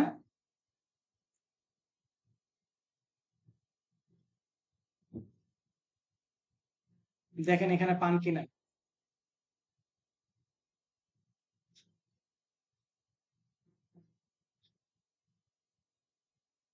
লাস্ট ইনভয়েসটা কি ছিল আমাদের বলেন তো? কত- ছিল স্যানিটাইজার আর KN95, পরবর্তীতে ডিসকাউন্টের আলাদা আলাদা ছিল। কত নাম্বার ছিল ইনভয়েস নাম্বার? ডুপ্লিকেট করি।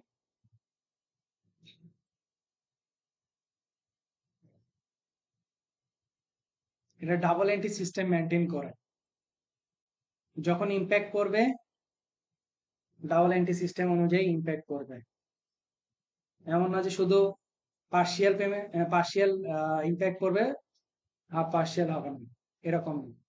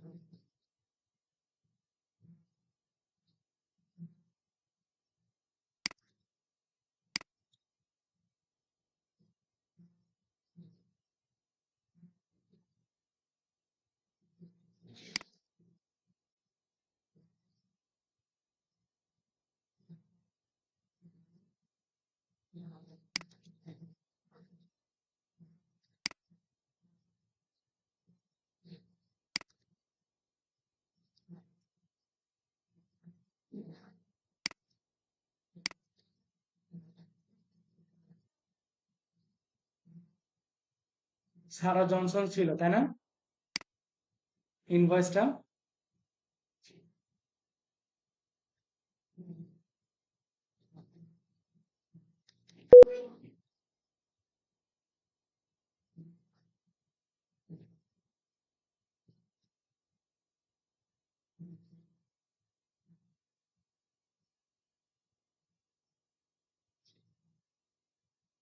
এটা না তো, এটা তো ছিল হচ্ছে আমরা কনভার্ট করছিলাম, যেটা দুইটা কনভার্ট করার পরে যেটা হয়েছিল মাইকেল ব্রাউন। ডিলেট কে ডিলেট চার্জ কনভার্ট করার পরে যেটা ছিল ওটা।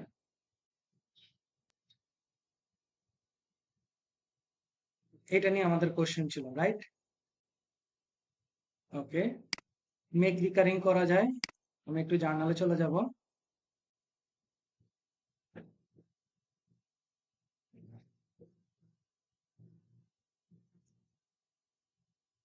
দেখেন তো ডিসকাউন্টে জার্নালটা ঠিক আছে কিনা। তারা যে দিছে ডিসকাউন্ট, আমরা যে ইনভয়েসটা করছিলাম ডিসকাউন্ট ছিল, সে ডিসকাউন্টার।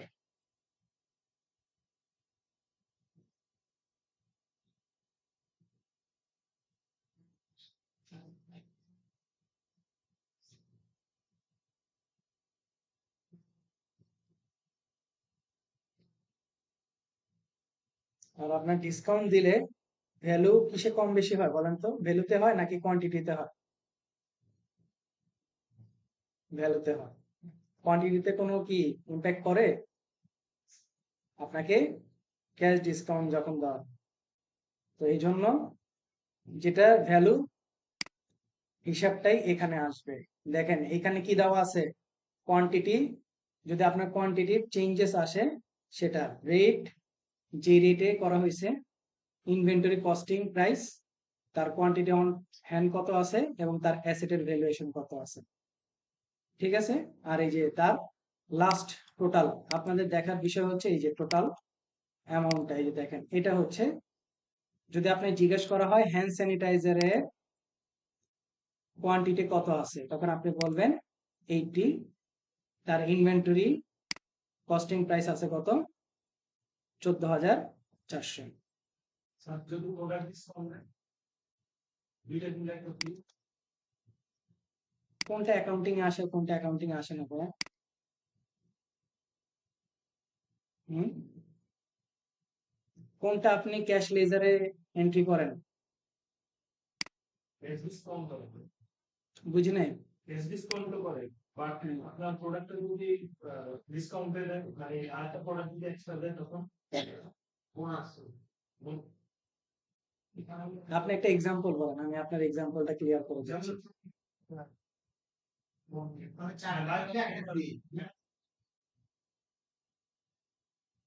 আপনি 4টা কিনলে আপনি ফ্রি দিবেন। ইনভেন্টরি করে তো 5টা আউট হবে কিন্তু বিল হবে 4টা। হ্যাঁ, তাহলে সেটা কি করা যায় বলেন, দেখি আপনাদের কাছ থেকে, দেখি আগে আপনাদের কাছ থেকে অ্যান্সার নিই, তারপরে আমি কোশ্চেনে অ্যান্সার দেব। পাঁচটা বিল করে একটা ডিসকাউন্ট দিয়ে দেওয়া যায়। সাবজেক্ট বলতে দেখা যায় আমি ডিসকাউন্টের আরেকটা কলাম খুলে করার জন্য সেক্ষেত্রে এটা ইম্প্যাক্ট করবে। আমি এটা ডিসকাউন্টের কলাম খুলি নাই, ডিসকাউন্টের কলাম খুলছি। হ্যাঁ, রেটটা আনার জন্য আমি করছি। বলেন আপনাদের আপনাদের কাছ থেকে আগে শুনি যে এটা কি করা গেলে বেটার হয়, অ্যাকাউন্টিং ট্রিটমেন্ট কি হওয়া উচিত?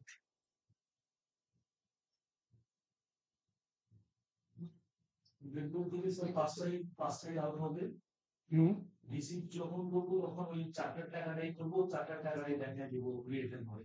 আর এটা বাজেট করে 4টা টাকাই দেখা হবে। কিন্তু ওইটা তো আপনি তো একটা তো আপনার এক্সপেন্স হয়ে গেল না, ওটা তো ধরা উচিত। ডিসকাউন্ট বলেন। আর একজন তো অ্যান্সার দিছে, বাকিরা কি হলো?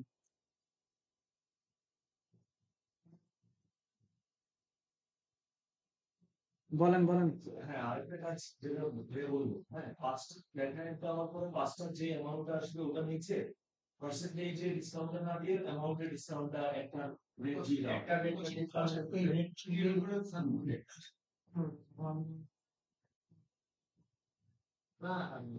ক্লিয়ারলি বলেন ভাই, একটা ক্লিয়ারলি বলেন যে হ্যাঁ, উনি তো একটা বলছে যে হয় পার্সেন্টেজের জন্য, তাই না? কি বলছেন যে কস্টিং যেটা নিচে আর কি হিসাব করা হয়। আচ্ছা, একটা আমি অ্যান্সার পেলাম। আর ভাই আরেকটা কি যেন অ্যান্সার বলেন শুরুতে, চারটা, চারটা দেখানো, চারটা দেখানোর কথা বলুন না। প্রথমে 5টাই ফিল করবো কিন্তু হ্যাঁ, অ্যামাউন্ট। আচ্ছা, আর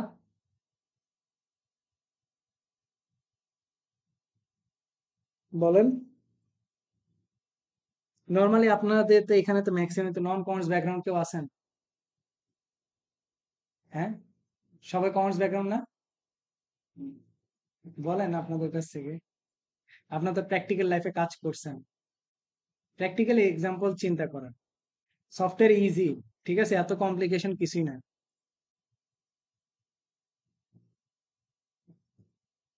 সেকেন্ড থেকে বলেন।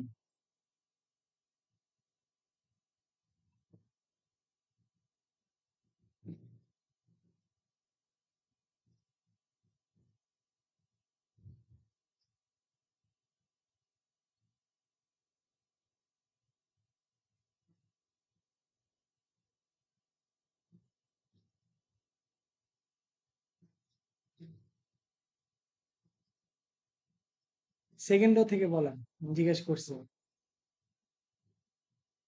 ফার্স্ট রো,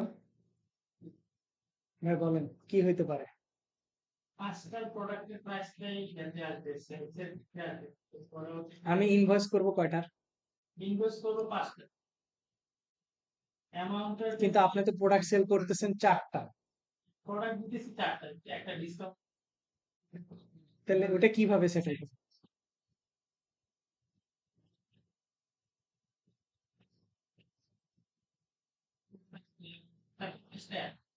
একটা প্রোডাক্ট মারবে ডিসকাউন্ট। আচ্ছা, ওইটার একটা ব্যাপার আছে, আমি যদি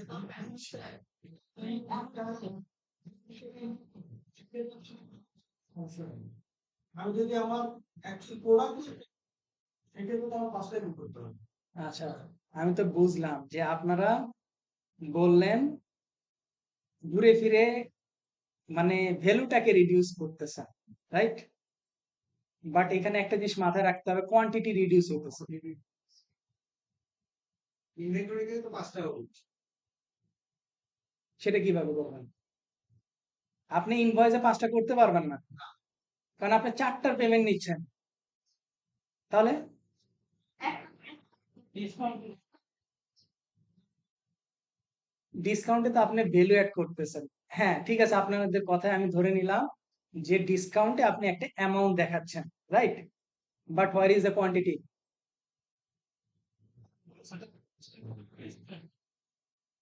মানে ওইখানে 5টা দেখায়, নিচে একটার অ্যামাউন্ট কমায় দিচ্ছেন,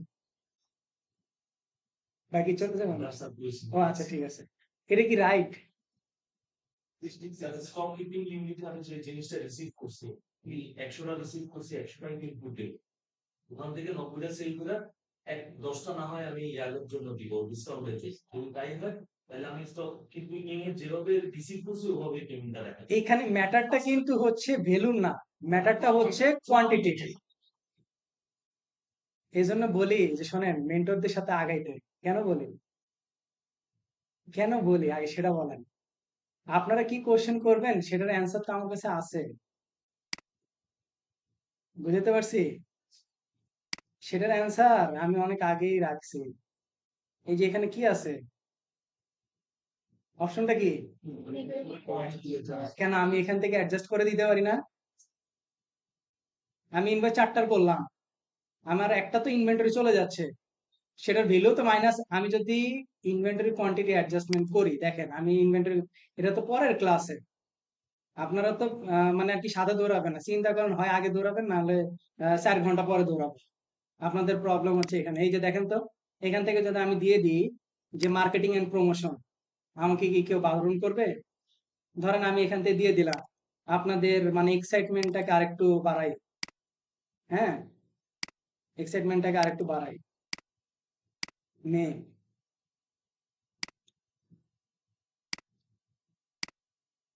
মে 2025।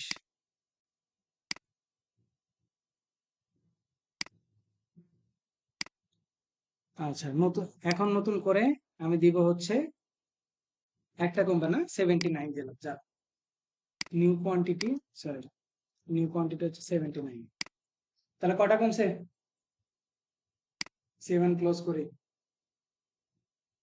এখন এটার ইম্প্যাক্ট দেখি।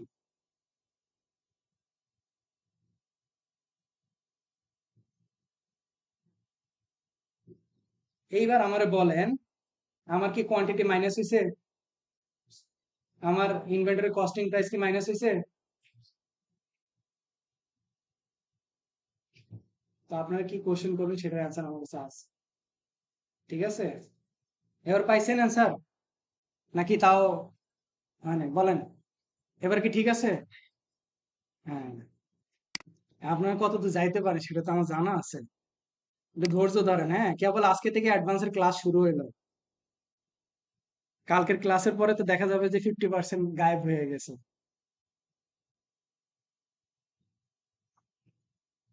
এটা কত নাম্বার ক্লাসে আছে দেখেন।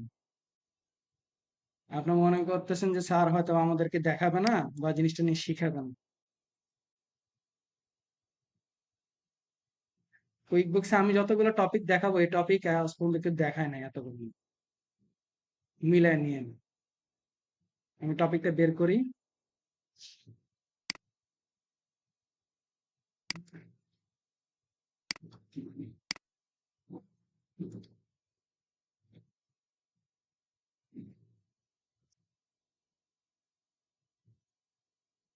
কত নম্বর ক্লাসের টপিক?